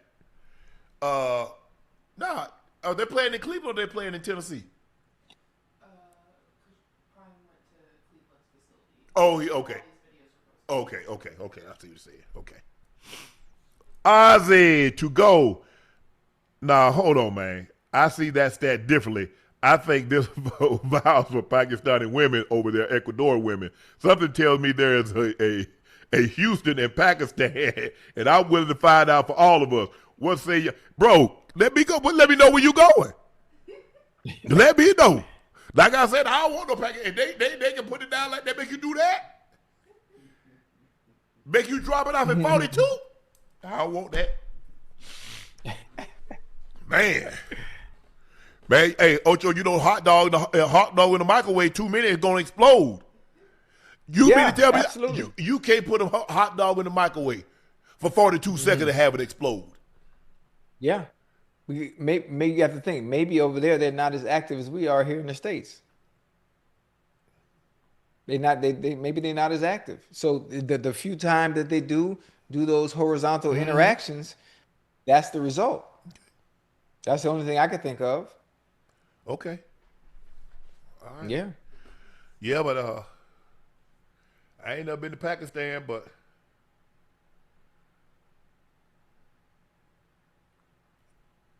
I'm willing to go. Brendan Crow, 3403, for Ohio State to have all that talent and suck in the red zone speaks volume to coaching. They has issues with big games. Bro, the man just won a national championship. If you go back and look, he has one of the best win percentage of all coaches. How about we give Indiana a little credit? I know, but Indiana is better than what you thought. Because we was wondering, okay, yeah, they're blowing these teams out, but who have they played? They played Ohio State on a neutral field, and they beat them. Mm-hmm. You make it seem like, what about IU in the red zone? Yeah. You make it seem like IU didn't get to the red zone. They kicked kicked two field goals, missed another. Mm-hmm. It works both ways, bro. Ohio State got outplayed today. Signetti and his team outplayed them. It's okay.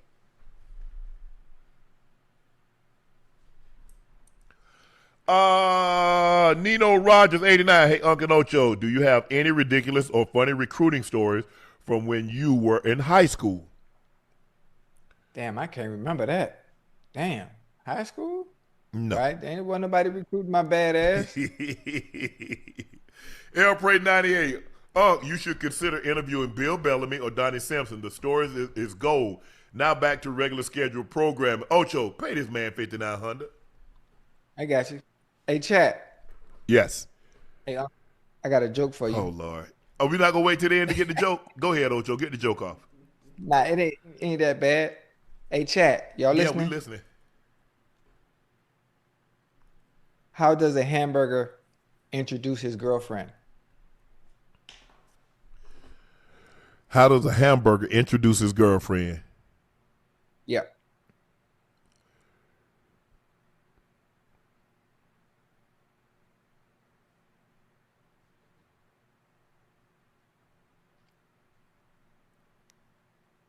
Pleased to meet you. No. How? Hi. Meet Patty.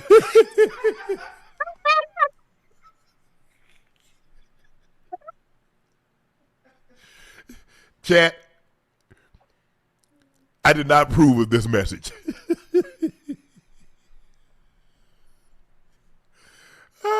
Mr. Robinson, 67, 63, 75. Duke broke the college football playoff now, first time in college football history. 2 G5 team making the playoffs, that college football right there.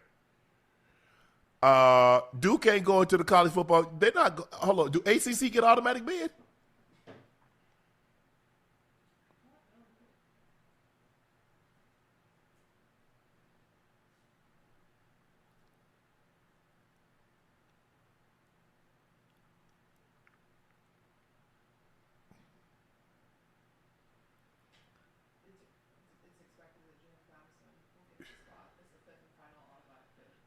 Yeah, not Duke though.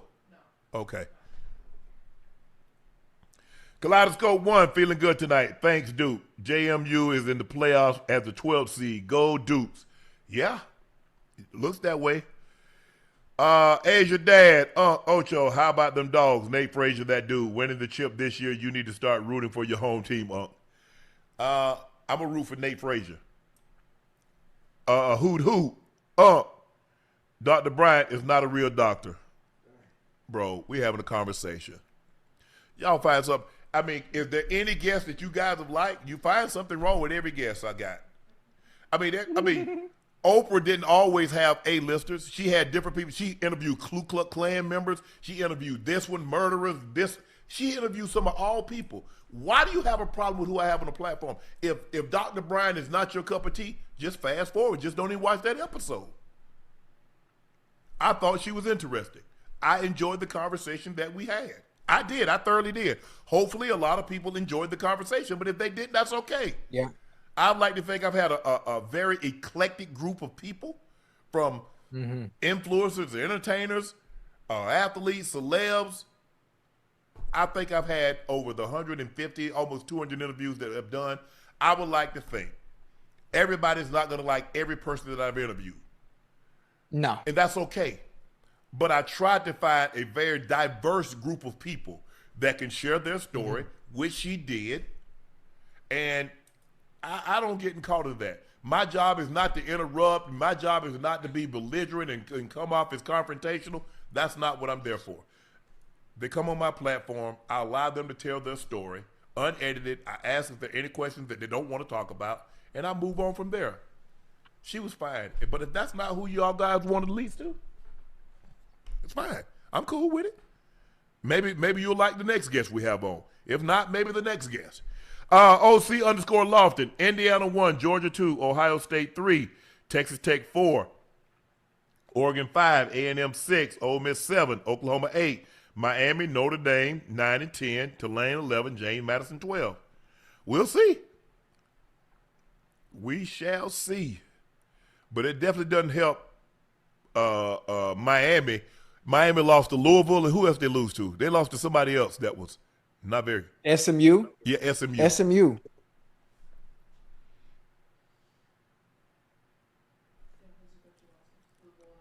Yeah.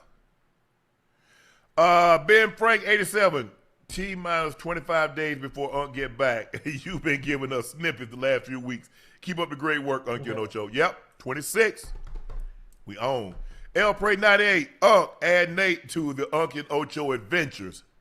Now Joe gonna be in a couple of them. The Florida man, Unc Ocho, solid interview with Nate Frazier. Should try to interview Kirby and visit UGA practice. Dev, the Dundee 74. Hopefully Unc says my name right this time. Love you guys. Unc and Ocho, your favorite R&B songs that just never gets old, that always make you feel good, even though it ain't 26.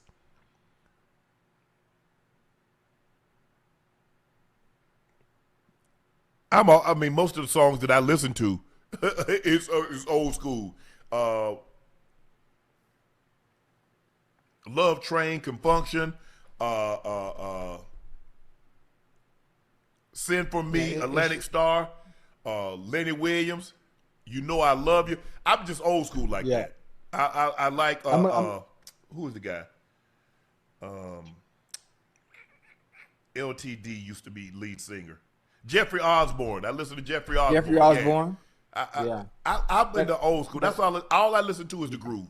When I get in my car, it's all groove. Don't listen to nothing else. Yeah. So that's what. So we on the same path. I mean, my favorite song, obviously Lenny Williams, LTD, all those boys, Jeffrey Osborne. But I'm gonna go my favorite old school song, Nat King Cole, and it's called Nature Boy. Just listen to that. That's one just put you in the mood, man. Get you a nice cigar, nice little, cappuccino, little espresso. Kick your feet up and put that thing on repeat. Obama Phone Pro Max 5G. How about them Hoosiers? Ayyyyy. They did it. They're going to be the number one seed. They're going to be the number one seed, and deservedly so. Tony SG 95-99. Y'all see that boy Pitbull tonight? Ocho watched a little bit of it. I was trying to give you a great show here. I didn't watch Pitbull. Yeah. Vinny the Tall. Georgia just looked like they can out-physical anyone. I really don't see any team in the CFP winning in the trenches. Indiana be right there. Indiana, I like Georgia, and Georgia is physical, yes, but Indiana ain't taking a back seat to nobody, bro. You watched them. You watched them. Yeah. Rare Collin, happy holidays, Unc and Ocho. Is it too soon to get excited about my Panthers with the Bucks playing the Saints tomorrow? Can't look ahead. You got to take care of this. Hey, Saints defense can get after you. Mm-hmm.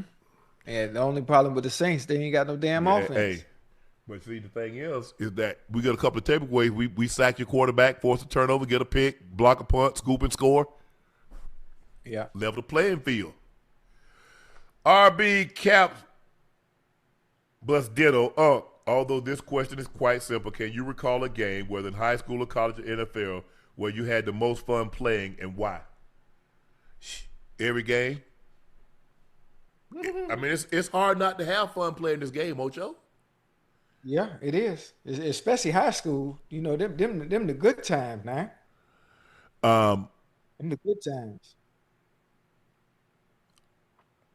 The difference is NFL is a job. You understand that. Yeah, you have fun, but it's still a job.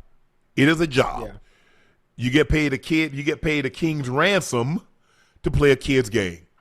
Obviously, and the further you go along, high school was fun. You get a lot, guys that you play that you grew up with. You've been knowing them since kindergarten. College, you to build, but I always had fun, Ocho, because I really enjoyed doing what I did. Yeah. And I think that's why I was so successful at it, is because I did have fun. I didn't look at it. Mm-hmm. It was a job, but I didn't look at it as that.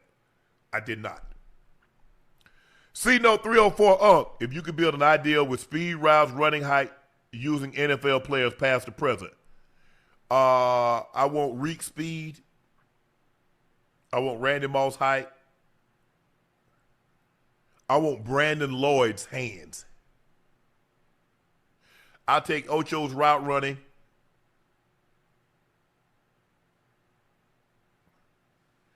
I would take my brother's physicality. And I wanted to be Megatron's weight. Drew-Breezy 37, what's your go-to sub-order and toppings? I don't get no toppings. I get a ketchup, medium. I get a burger, medium. Ketchup only. I don't want no cheese. I don't want no onions. I don't want no lettuce. I don't want no tomatoes. Every once in a while, maybe like twice a year, I'll get bacon on it. That's it. On a cheeseburger? A hamburger. I don't get cheeseburgers. Yeah, I get when you know me. You know me with them burgers and hot dogs. Yeah. But that's me. That's me. That's why I don't like going. Oh, I already know what you want: burger, meat and bun. Ash come back with the whole kitchen on her burger. She got an avocado, she got lettuce, she got tomatoes. I'm like, well, damn. Everything. Can you taste the meat?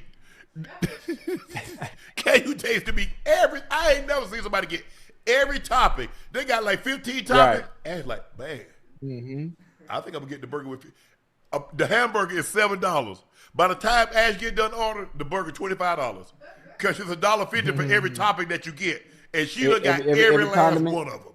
Yeah. That's funny. I'm like, no. That concludes this episode of Nightcap. Thank you guys for watching. As you watch IU win the Big Ten championship, they take down Ohio State, the defending national champion, by the score of 13-10. The Georgia Bulldogs made it look real easy, demolishing the Alabama Crimson Tide in the SEC tournament championship, 28-7. And Texas Tech wins its very first Big 12 championship by the score of 34-7 over the number 11 BYU.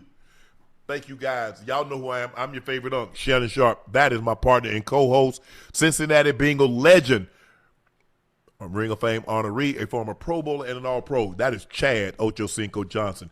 Please make sure you hit that subscribe button. Please make sure you hit the like button and go subscribe to the Nightcap podcast feed wherever you get your podcast from. Thank you for your support and your continued support. Those looking to purchase a bottle of Shea by Laportier and you can't find it in a state or city near you, order it online. Head over to LaportierCognac.com to order your bottle or two, and it'll get shipped directly to your door. It is a premium VSOP cognac, the best tasting premium VSOP cognac on the market. Don't take my word for it. Try it for yourself. Compare it against other cognacs, and you'll see it is the smoothest, best tasting cognac on the market. Please drink responsibly and stay safe. Check out my media company page on all of its platforms. That's Shay Shay Media, and my clothing company, 84, with 84 being spelled in the chat. We want to thank our very, very special guest joining us tonight, Georgia running back Nate Frazier. He's on the winning side. He led them in rushing, and he had a rushing touchdown today as they roll over Alabama 28-7. And Romello Height, who joins us. He's a Georgia boy, 478. I'm from the 912. Want to thank him. They won the first Big 12 championship by the score of 34-7 over BYU.